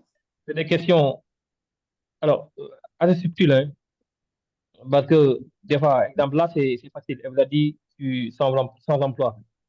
Mais d'habitude, il y a beaucoup d'enquêteurs qui ont des difficultés à se retrouver par rapport à ces modalités. Donc, du coup, lors des formations, on essaie pour chaque modalité de développer quels sont les profils d'emploi qui correspondent. Ouais, moi, je sais que, exemple, quand une personne vous dit, exemple, je suis tailleur, il y en a qui ont des difficultés à identifier les secteurs concernés. C'est artisan? Maintenant, après, voilà, exactement, c'est artisan. Ouais, il y a des personnes qui ont des difficultés à identifier les secteurs concernés. Ou bien quelqu'un qui vous dit, exemple, moi, je suis dans l'agriculture. Mhm. Ouais, là, on peut être tenté de dire qu'on va mettre la première modalité agriculture. Mais c'est peu que si on développe, on voit que la personne, en réalité, est dans l'agroalimentaire. Mhm. Ouais, il y a des subtilités. Tout le temps, on essaie lors des formations de passer en revue l'ensemble des modalités. Ouais, pour chaque modalité, quels sont les profils d'emploi qui correspondent. Ouais, et après, on dit à l'enquêteur, en cas de doute, quand il y a un doute par rapport au secteur d'activité, faut sécuriser. Et comment sécuriser? Tu rentres ça dans autre. Ouais, et on ajoute, on ajoute tout le temps la modalité autre. Tu rentres ça dans autre.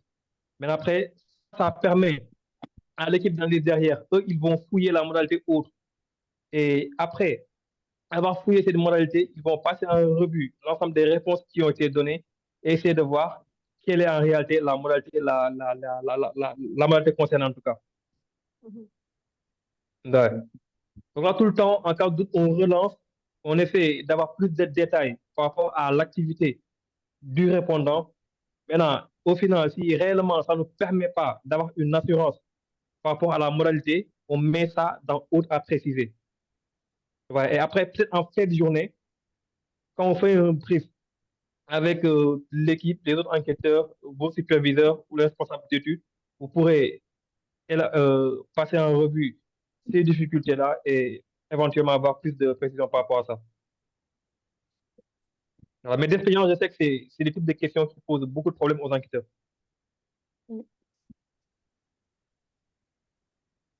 D'accord. On continue?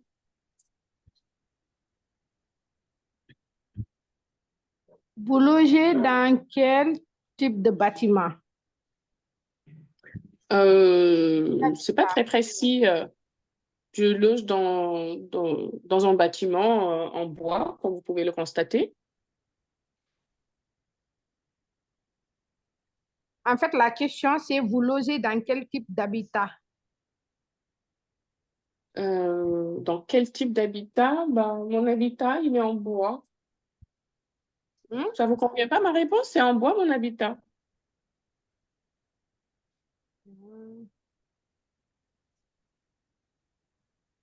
Ah, ici, ils ont dit non assisté. Sinon, en général, juste on veut savoir parce que des fois, les gens sont en location ou bien en maison familiale ou autre.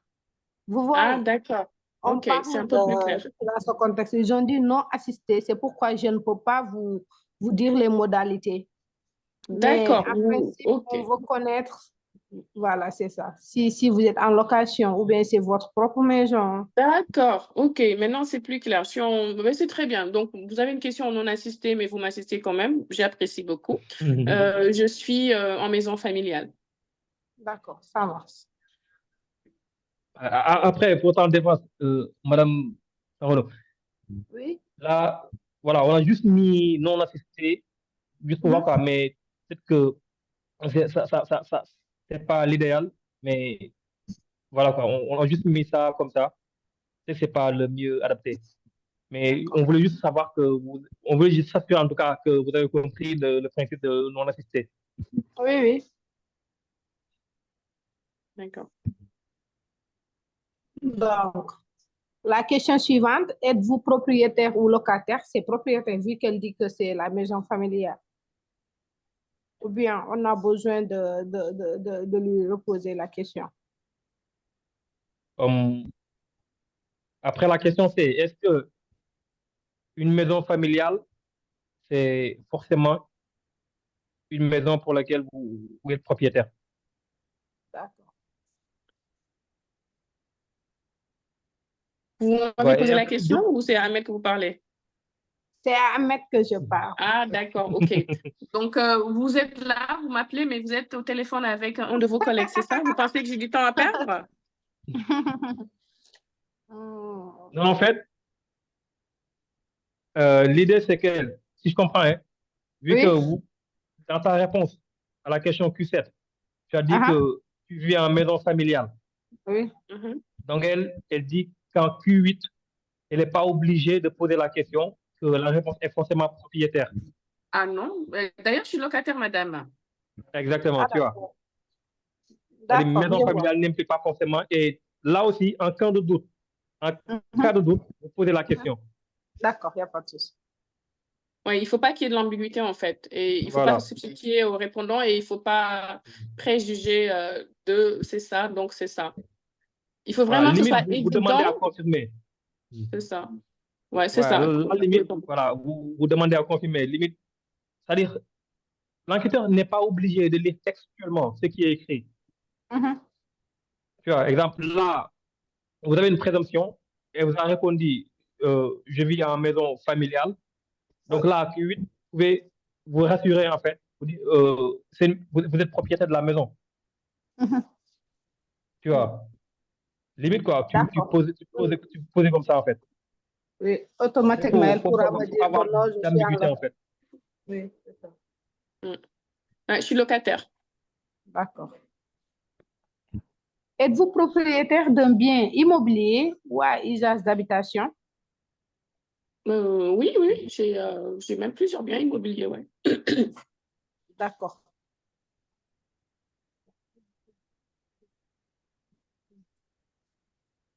Habitez-vous dans ce bien immobilier? Ben, j'ai presque envie de ne pas vous répondre parce qu'au bout d'un moment, il faut suivre quand même. Je vous ai dit que je loge dans une maison familiale et que c'est en location. Et là, vous me demandez si j'habite dans le bien immobilier dans lequel je suis propriétaire, c'est Hmm. ça? Oui. Ça veut tout simplement dire que non. Bah oui, ça m'avait l'air assez clair. Enfin, écoutez, j'ai vraiment pas beaucoup de temps à perdre. Si c'est pour me poser des questions comme ça où je suis obligée de me répéter, je préfère qu'on arrête l'entretien, hein. Non, accordez-moi juste un peu de minutes et puis ça Je va. sais pas, parce que j'ai déjà perdu un peu de temps avec votre collègue avec l'objectif qui n'était pas assez clair. Donc là, je vais clairement pas avoir le temps de répéter 10 millions de fois la même chose. D'accord, désolé. Et puis on continue alors. OK, ben c'est comme ça. Vous décidez, on continue. Ben écoutez, madame. D'accord.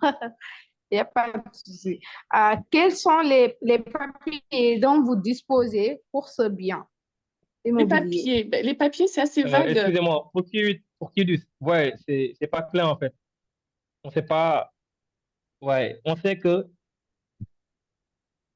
le répondant, de la personne qui Mhm. répond, n'habite pas euh, dans ce bien immobilier. Dans ce bien immobilier, oui. Oui, mais Mais justement, il y a d'autres modalités, tu vois. il y a d'autres C'est pas uniquement modalités, un oui. nom. Ouais, ouais. Ouais, un On peu. n'a Il y pas. a non, je l'ai mis en location, je cherche à louer, tu vois. Donc là, c'est des Oui. questions pour lesquelles on développe, en Personne fait. ne l'habite ou bien en réflexion. Tu vois. En fait, pour ce type de Donc, questions, madame, vas-y. oui. Donc, madame, pour la question de tout à l'heure, là, est-ce que je peux savoir votre bien immobilier, là, si vous l'avez mis en location ou que vous êtes en réflexion ou que personne ne l'habite? Donc, ou si ça ne vous dérange pas. Vous parlez de quel bien? Parce que là, on a parlé du bien familial, du bien que j'ai acheté, donc lequel? Pouvez-vous juste me situer un peu? Tantôt, je vous avais demandé si vous avez un bien immobilier. Vous avez dit que vous en avez beaucoup. Oui, Du coup, est-ce que ces biens-là sont en location ou bien? oui, je l'ai mis en location. D'accord, ça marche. OK. Quels sont les papiers dont vous disposez pour ce bien, pour ces biens? C'est assez vaste, les papiers. Vous faites référence à quoi? Si c'est un bail, titre foncier, Ah, bien autorisé. d'accord, j'ai un bail. D'accord, ça marche. Ouais, là, on a mis non assisté. Oui, on a mis non assisté. Je pensais que tout à l'heure, quand j'ai dit ça, vous m'avez dit que je ne dois pas prendre ça en considération, vu qu'on est en test, que je peux bien. Non, on ne fait pas comme ça, en fait. Ah, ok, ok. Non, c'est-à-dire, en non assisté, en aucun cas, on liste les modalités. Ce qu'on peut faire au mieux, c'est reformuler la question. On ne doit pas lister. Oui, c'est ça. En aucun cas, en fait. Ah, on ne doit pas lister. Oui, c'est ça. Je pensais que vous m'avez dit que. C'est ça. Ouais, c'est-à-dire, là, en non assisté, en aucun cas, on doit lister les modalités. Ce qu'on peut D'accord. faire, c'est essayer de reformuler, s'assurer que la personne a bien compris, en fait. D'accord. Et l'autre chose aussi, pour les questions à choix multiples, il faut toujours relancer. Tu vois, pour les questions à choix multiples, il faut toujours relancer. D'accord. Parce que là, techniquement, on a la possibilité de cocher 1, 2, 3, 4 modalités. Tu vois, D'accord. donc, si la personne donne une modalité, on relance. Tu vois, jusqu'à ce que la personne ne donne plus de modalité. C'est bon? Oui, c'est bon.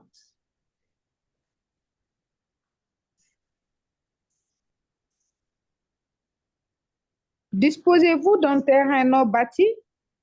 Oui. Ok. Qui vous a assisté ou bien vous assisterez lors de l'achat de terrain? Qui m'a assisté pour l'achat des terrains que je réfléchisse. Enfin, déjà, je ne vois pas en quoi ça vous intéresse. Mais bon, ça, j'ai pas arrêté de le dire depuis le début. Mais j'ai été assistée par ma famille. Ok. Donc, on coche autre à préciser, j'ai ma famille. D'accord. Selon vous, à Tu quel vois, degré? là aussi, même cas, tu as vu, à Q13, elle a donné une modalité. Tu Oui. vois, et comme c'est une question à choix multiple, faut relancer. Tu vois, j'en suis dit, qui d'autre? Donc, monsieur, ici, comment est-ce qu'on peut savoir que c'est à choix multiple? Parce qu'on n'a pas les... Oui, si tu regardes à côté. À droite. C'est écrit réponse à choix multiple. Ah non, ça ne s'affiche pas. Ça ne s'affiche pas Ça ne dans mon s'affiche côté. pas. Non. Ah. D'accord. Moi, je le vois sur l'écran. Vous Ah, ne voyez ok. pas? Parce que tout à l'heure, j'avais mis mon téléphone de l'autre sens. Du coup, j'ai un portrait. Du coup, j'ai fait la rotation. Maintenant, ça. De toute façon, au niveau des... Là, c'est juste parce qu'on a mis ça sur Excel, mais au niveau des tablettes d'habitude, il y a une différenciation nette. D'habitude, pour les réponses à choix unique, c'est des cercles. Ouais, un peu. Oui, Maintenant, pour les réponses à choix multiple, d'habitude, c'est c'est un des box carré. carrés. Oui, c'est un Voilà. carré. Ouais. C'est ça. Maintenant, juste le principe, quoi. À chaque fois qu'on a des réponses à choix multiple et que la personne donne une modalité, On dit qu'il lui... faut relancer. Comme dans ce cas Oui. précis, qui vous a assisté lors de l'achat de ce terrain? Oui. La réponse, c'est la famille. La famille. Et qui Donc, d'autre? après, on relance. Voilà, qui On peut d'autre? dire qui d'autre, oui. J'avais pas vu le truc là. Vous voulez reprendre cette question? Si je comprends. À part votre famille, qui d'autres personnes vous a assisté? Les avocats. D'accord. Vous pouvez en citer d'autres ou bien? En citer d'autres, c'est-à-dire d'autres qui m'ont aidé ou... Oui, Oui, il y a eu aussi, il y a aussi un ami. OK.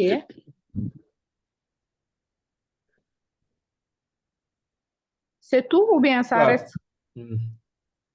C'est tout pour moi. Et là, je ne vais vraiment pas tarder à y aller, hein. Là, je ne vais pas pouvoir rester. Donc, je ne sais pas s'il reste des questions, mais cet entretien est terminé pour moi, en tous les cas pour ma part.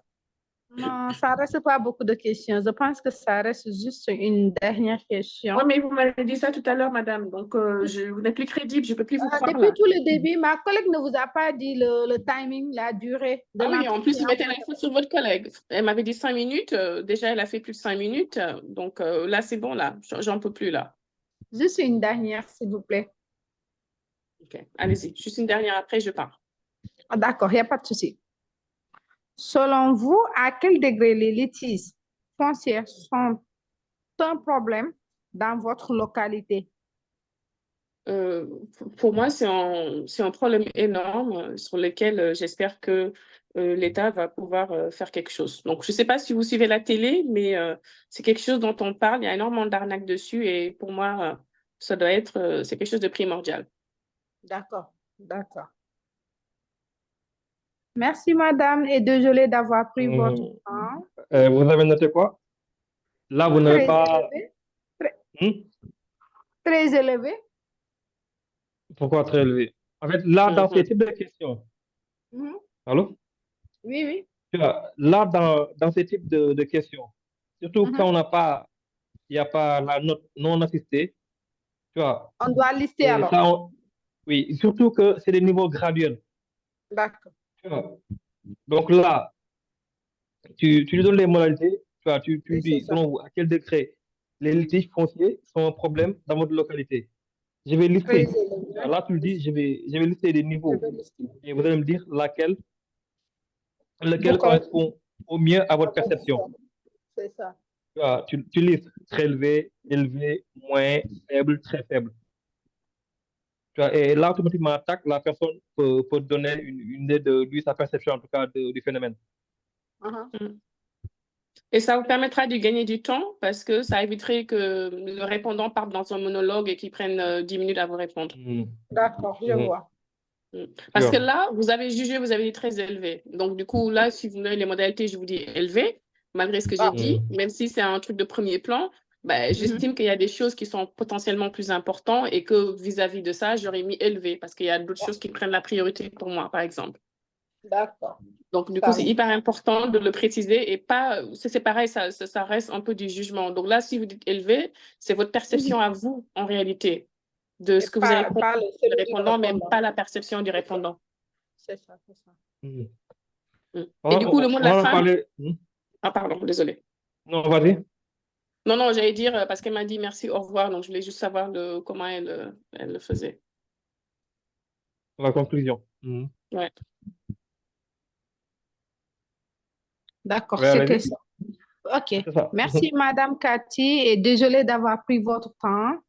Et Ben, j'aurai quelque chose, j'espère, parce que là, vous m'avez pris au moins 1 heure de temps de travail. Vous allez m'envoyer des cadeaux, quelque chose que je puisse au moins. Non, parce que non, je dis, je non, suis sans emploi en plus. non, non, on ne peut pas vous donner de cadeaux ni autre parce que depuis tout le début, on vous a dit que ce n'était pas payant ou autre. Non, c'est Ah pour bon, une personne ne m'a dit ça. analyse. Ben, bravo. Ben, écoutez, au revoir, madame, hein. C'est pour une analyse. On vous remercie assez parce que, voilà, on a pris de votre temps et vous avez collaboré aussi. Du coup, ça va nous aider. Et puis, c'est ça. OK. Ben, au revoir, madame. Merci beaucoup, madame, et à très bientôt. Allez, merci beaucoup. C'est très courageux en les cas. Merci. J'espère que je n'ai pas été trop dure, hein. J'ai essayé d'être très gentille quand même, hein.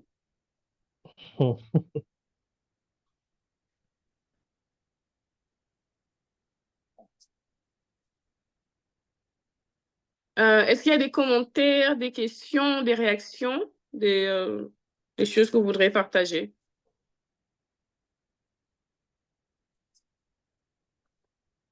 Non? Il y a que l'absente qui a levé la main. Ok. Donc, Ah. ce que j'apprécie beaucoup parce que effectivement, la réalité sur le terrain est, est bien retracée à travers euh, son interprétation. Euh, la personne enquêtée est très souvent capricieuse, en fait. Et Mhm. donc, selon les caractères, selon les personnes, euh, tu vas souvent rencontrer des individus qui n'ont pas de considération pour les enquêteurs. Et donc, Exactement.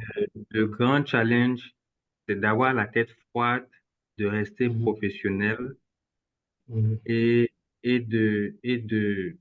autant que possible, euh, d'encourager ou d'être positif dans le sens d'amener l'enquêté à répondre aux questions posées.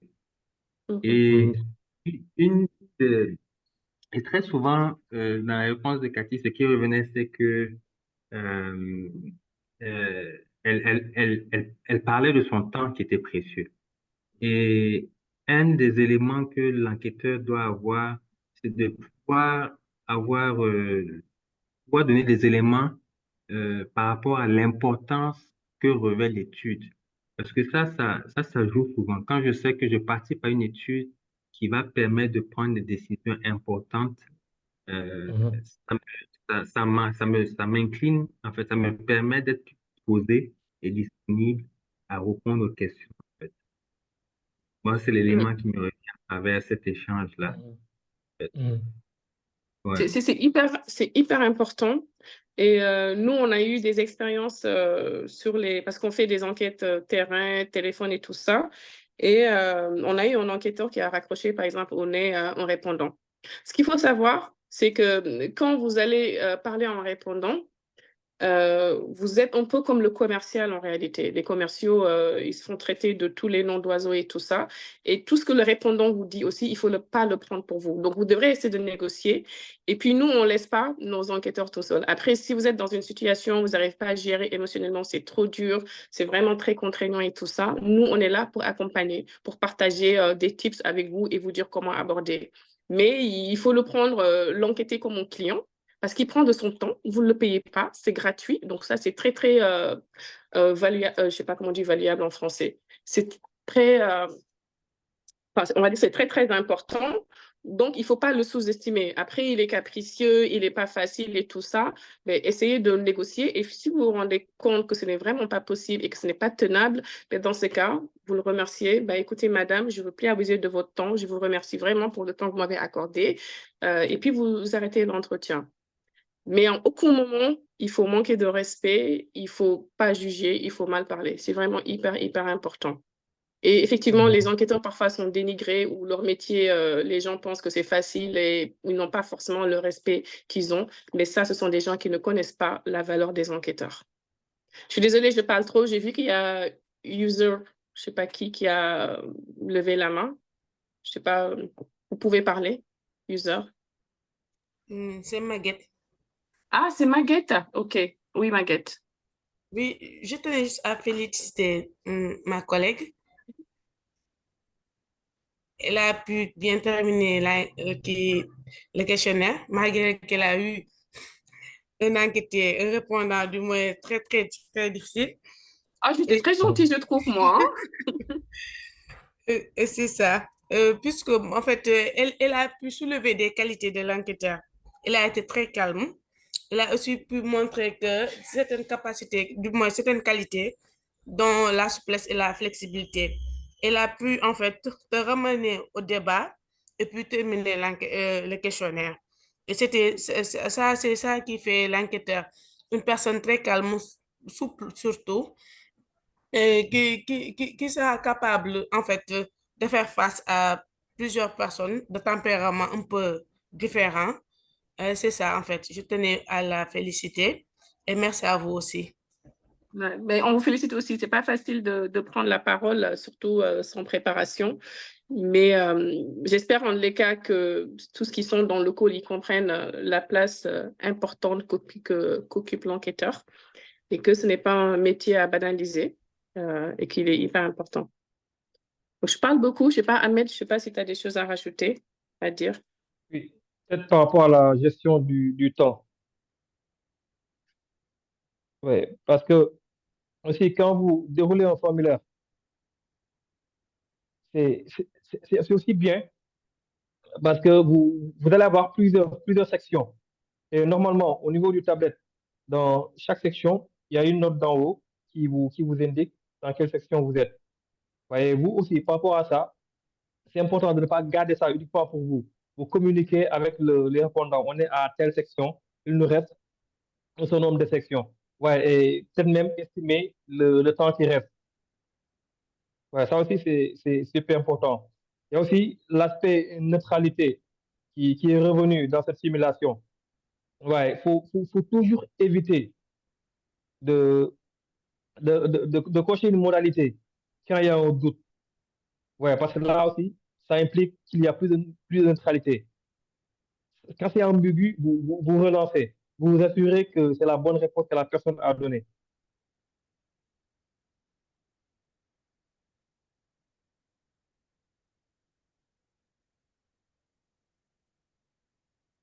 Il y a des questions? Je vois le micro de Yiki là ouvert, mais je ne sais pas si c'était depuis tout à l'heure ou si vous voulez intervenir. Non, ça doit être depuis tout à l'heure. D'accord. User aussi, je vois votre micro ouvert. Vous voulez dire quelque chose?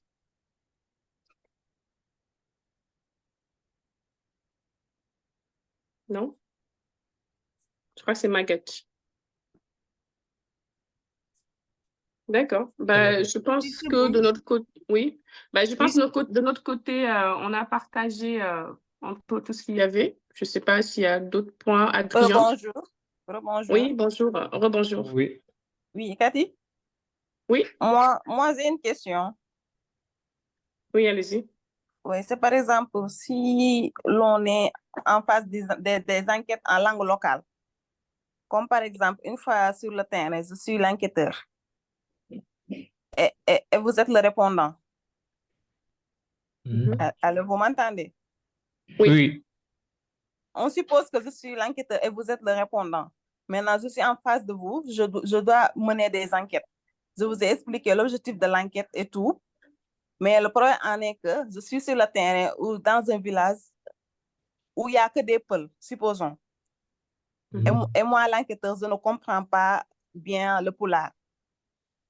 Maintenant, je voudrais savoir si c'est interdit ou pas. Comme par exemple, je prends quelqu'un dans le village qui pourra m'aider à travailler pour avoir de bonnes réponses. Comme par exemple, je prends quelqu'un qui comprend Wolof dans le village, comme ça, il va m'aider pour la transcription, quoi. Si je lui pose une question en langue française, comme ça, il traduit ça en peul, comme ça, les autres puissent comprendre ce que je veux dire. Je voudrais savoir si c'est introduit ou pas dans les enquêtes. Est-ce que vous me comprenez? Oui. Oui, Chez nous, c'est interdit. Allez-y, Ahmed.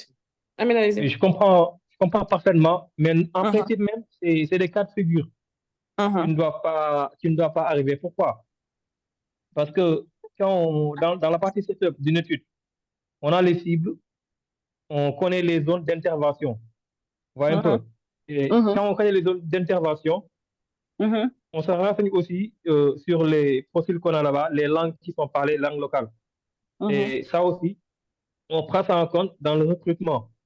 Ouais, quand, exemple, on fait une enquête j'ai dit ça à Podor, et que tu prends un enquêteur qui ne sait pas parler poulard, là, tu as un risque énorme. Et c'est beaucoup plus vrai quand tu es en zone rurale. Tu vois, le même cas, quand tu fais une enquête dans les régions du Sine Saloum, dans les zones rurales où tu as une forte probabilité d'avoir des répondants qui ne parlent que sérère, là aussi, tu as le même problème. Donc, toi, dans ta composition d'équipe, tu prends en compte les zones qu'il y a. Maintenant, si tu as pris toutes ces précautions et qu'in fine, sur le terrain, tu as un enquêteur qui est en face de lui, un répondant avec lequel il n'arrive pas à communiquer, tu vois, là, nous, en tout cas, comme Cathy a dit, nous, on l'interdit carrément. Pas possibilité de trouver des intermédiaires. Au mieux, voilà, s'il fait partie, exemple, dans les guidelines, des enquêteurs qui sont suivis, des enquêteurs en tout cas qui sont suivis, on prend rendez-vous avec un enquêteur qui a la possibilité d'échanger avec lui dans une langue commune. Exactement. Ouais, Parce mais que, rappelez-vous, là, on a dans le parlé de droit, c'est interdit. confidentialité. Ouais. Hmm. Ouais. Il y a même un risque de biais, en fait, parce que l'interprète, il n'a pas été informé. Tu vois un peu, lui, il peut tordre le sens des questions et en retour, tu auras des données qui ne collent pas. C'est ça. Et puis, on a parlé de confidentialité. C'est vrai que confidentialité, c'est la confidentialité des données et tout ça, mais il y a aussi la confidentialité que quand vous faites l'enquête, vous n'êtes pas censé en parler. Par exemple, vous ne devez pas, quand vous êtes en famille, parler des détails de l'enquête que vous êtes en train de mener. Il y a cette confidentialité, d'ailleurs, qu'on fait signer, nous, en les cas, à nos enquêteurs, qui ne peuvent pas divulguer les détails de l'enquête à d'autres personnes. Donc, vous ne pouvez pas prendre une personne lambda, poser les questions, lui demander de traduire pour vous. Ça qu'on a répondu aux questions. D'accord, d'accord. Merci, merci beaucoup. De rien. Merci à vous.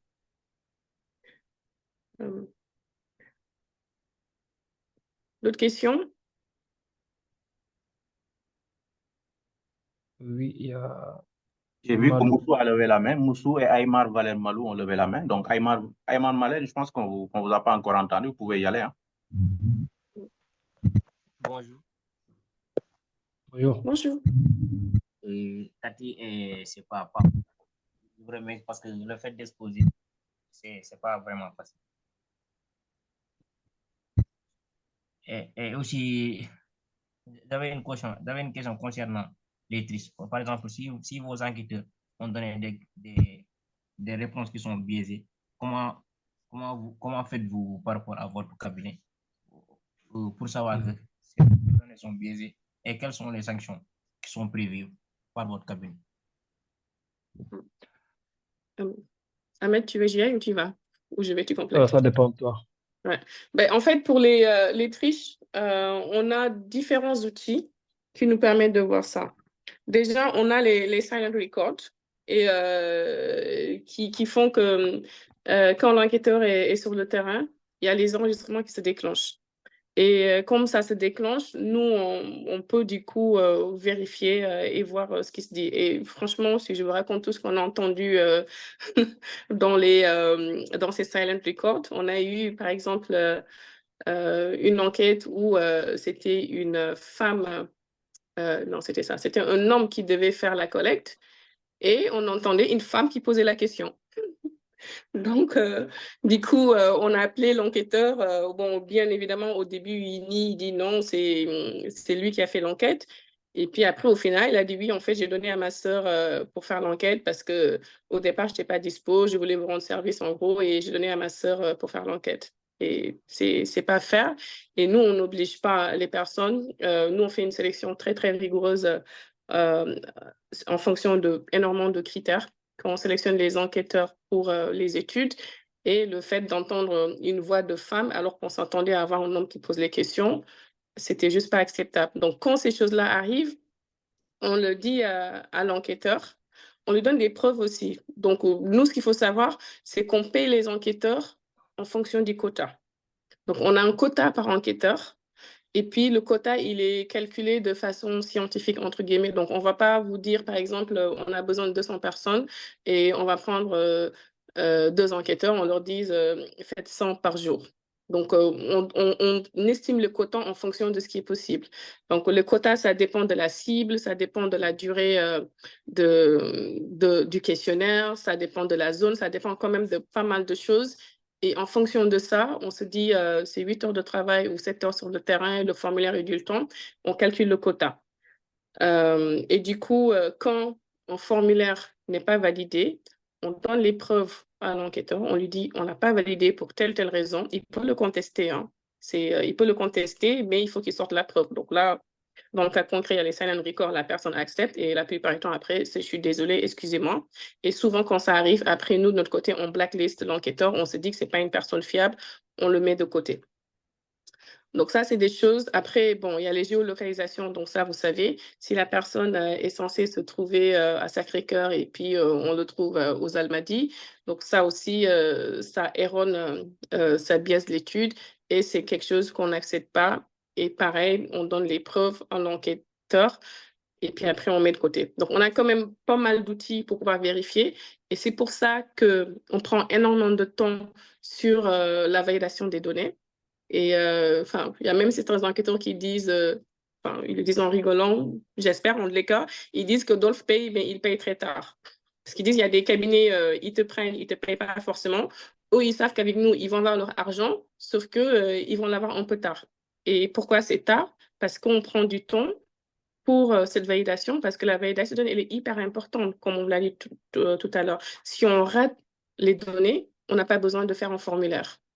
Donc, c'est pour ça qu'on prend le temps qu'il faut pour les valider et on sensibilise à chaque fois qu'on fait une étude nos enquêteurs sur la qualité. On les inclut dans le process et on leur dit à chaque fois qu'on est là pour vous. Même si vous n'arrivez pas à avoir votre quota, s'il y a une explication logique et acceptable, ne vous focalisez pas sur « il me faut mon quota », quitte à aller prendre une cible. Enfin, on a même eu des gens, sur une enquête, la personne devait enquêter sur le terrain au marché.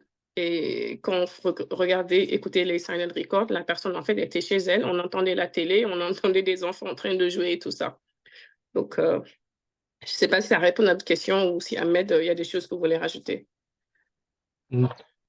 Et juste pour résumer cette partie, c'est-à-dire, nous, dans nos contrôles qualité, on s'assure déjà que la personne a été à l'endroit indiqué, comme Cathy l'a expliqué, à partir des GPS, quelqu'un qui est censé faire une enquête à Dakar et qu'on retrouve l'interview à Kermassar, là, même si il a réalisé une interview avec une personne, nous, on l'invalide.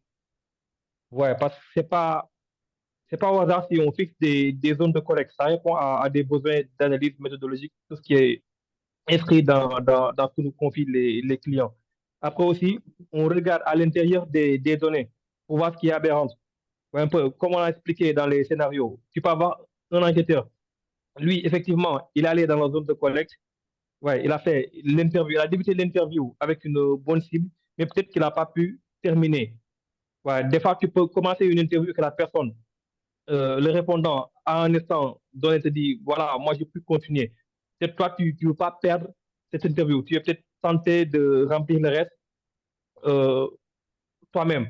Ouais, donc, nous, on essaie de faire en tout cas ces contrôles pour voir les variables, les données aberrantes. Et à chaque fois qu'on a des observations aberrantes, on fait un focus sur ces questionnaires. Comme Katia a expliqué, on peut regarder les science records. Et dans les cas où on a le suivi de la personne répondante, on peut faire des callbacks, essayer d'appeler. En tout cas, on n'invalide pas une interview quand on n'a pas assez de preuves. Ça, on ne le fait pas. Ouais, limite, on peut isoler une interview. Quand la responsabilité de l'enquêteur n'est pas engagée, on peut isoler l'interview et ne pas l'utiliser. Ouais, par contre, quand la responsabilité de l'enquêteur elle est engagée, on fait un point avec l'enquêteur et s'il récidive, on l'écarte du projet. Mais dans tous les cas, pour un enquêteur aussi, quand on constate que chez nous, 30% de ces données sont erronées, par principe, nous, on supprime l'ensemble des interviews concernées. En concerne, c'est carrément biaisé. Et Alors, ça, d'ailleurs, il y a un contrôle qui est derrière. Ouais. Et ça, d'ailleurs, on a eu un cas, on a eu une étude, c'était tout le Sénégal et sur une région, il y avait des enquêteurs qui n'avaient pas joué le jeu. Et au final, ils étaient plus crédibles pour nous. Donc, on a invalidé l'intégralité de leurs interviews. Et ce que ça a eu comme conséquence, on ne pouvait plus respecter nos délais. Donc, on a été obligé d'aller voir le client, de lui expliquer. En fait, nous, on est très transparent dans notre démarche. On a été voir le client pour lui dire que sur le Sénégal, il y a une partie sur laquelle on a des problèmes parce que les données ne sont pas bonnes, elles ne sont pas cohérentes et tout ça. Et du coup, on a pu trouver une solution, heureusement, pas financière, une pénalité financière pour nous, heureusement d'ailleurs, pour justement mener à bout. Donc, c'est hyper important encore la qualité des données et on y passe énormément de temps parce que c'est la base en fait. Super. Cathy, je pense qu'on est arrivé à la fin de la session. Ah oui, il est 15 heures, désolé. Il y avait d'autres qui avaient levé la main, mais bon, je suis désolée. Après, nous, on est très ouverts. Si vous voulez toujours échanger, vous avez des questions, vous pouvez toujours nous écrire ou nous appeler. On se prend plaisir de répondre à vos questions si vous en avez. Et si vous voulez postuler en tant qu'enquêteur, vous pouvez toujours nous envoyer vos CV. On pourra le mettre dans notre base de données et potentiellement vous appeler si jamais on a des études qui matcheraient avec vos CV. Super. Désolé, Adrien. Super. Non, mais il n'y a pas de souci. Voilà. En tout cas, c'était intéressant et ça se voit. Dans les échanges, on sent que voilà, les gens sont intéressés par le métier d'enquêteur et tout. À certains, ils sont déjà expérimentés. Et l'idée pour eux, je pense, c'était aussi de pouvoir échanger sur les bonnes pratiques aujourd'hui. Je tiens à vous remercier encore une fois, Cathy et Ahmed, d'avoir accepté avec Dolstat Consulting d'animer cette session de formation. Si vous pouvez envoyer vos coordonnées dans le chat, ça peut être bien. Il y a déjà quelqu'un il y a Aminata qui demande déjà. Mais comme elle l'a dit, n'hésitez pas à les contacter si vous avez des questions ou des recommandations ou si vous voulez postuler tout simplement. Moi, je vous enverrai le formulaire de feedback pour nous dire ce que vous pensez de cette session, le contenu, l'animation, le temps, etc. C'est extrêmement important. Nous vous enverrons les ressources aussi, le replay et le document de présentation pour vous permettre d'améliorer ou bien d'approfondir ce qui a été dit aujourd'hui dans le cadre de cette session. Merci beaucoup à tous. On se retrouve très bientôt dans d'autres sessions. D'ici là, portez-vous bien et encore une fois, un grand merci à Cathy et à Ahmed d'avoir animé cette formation qui a été top. Et je sais que c'est partagé par les apprenants qui ont suivi la formation. Très bonne journée. Merci. Merci beaucoup. Merci beaucoup, Adrien, aussi. Merci, pour cette Cathy. opportunité. Merci.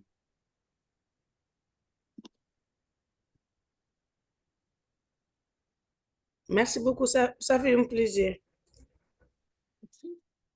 Merci.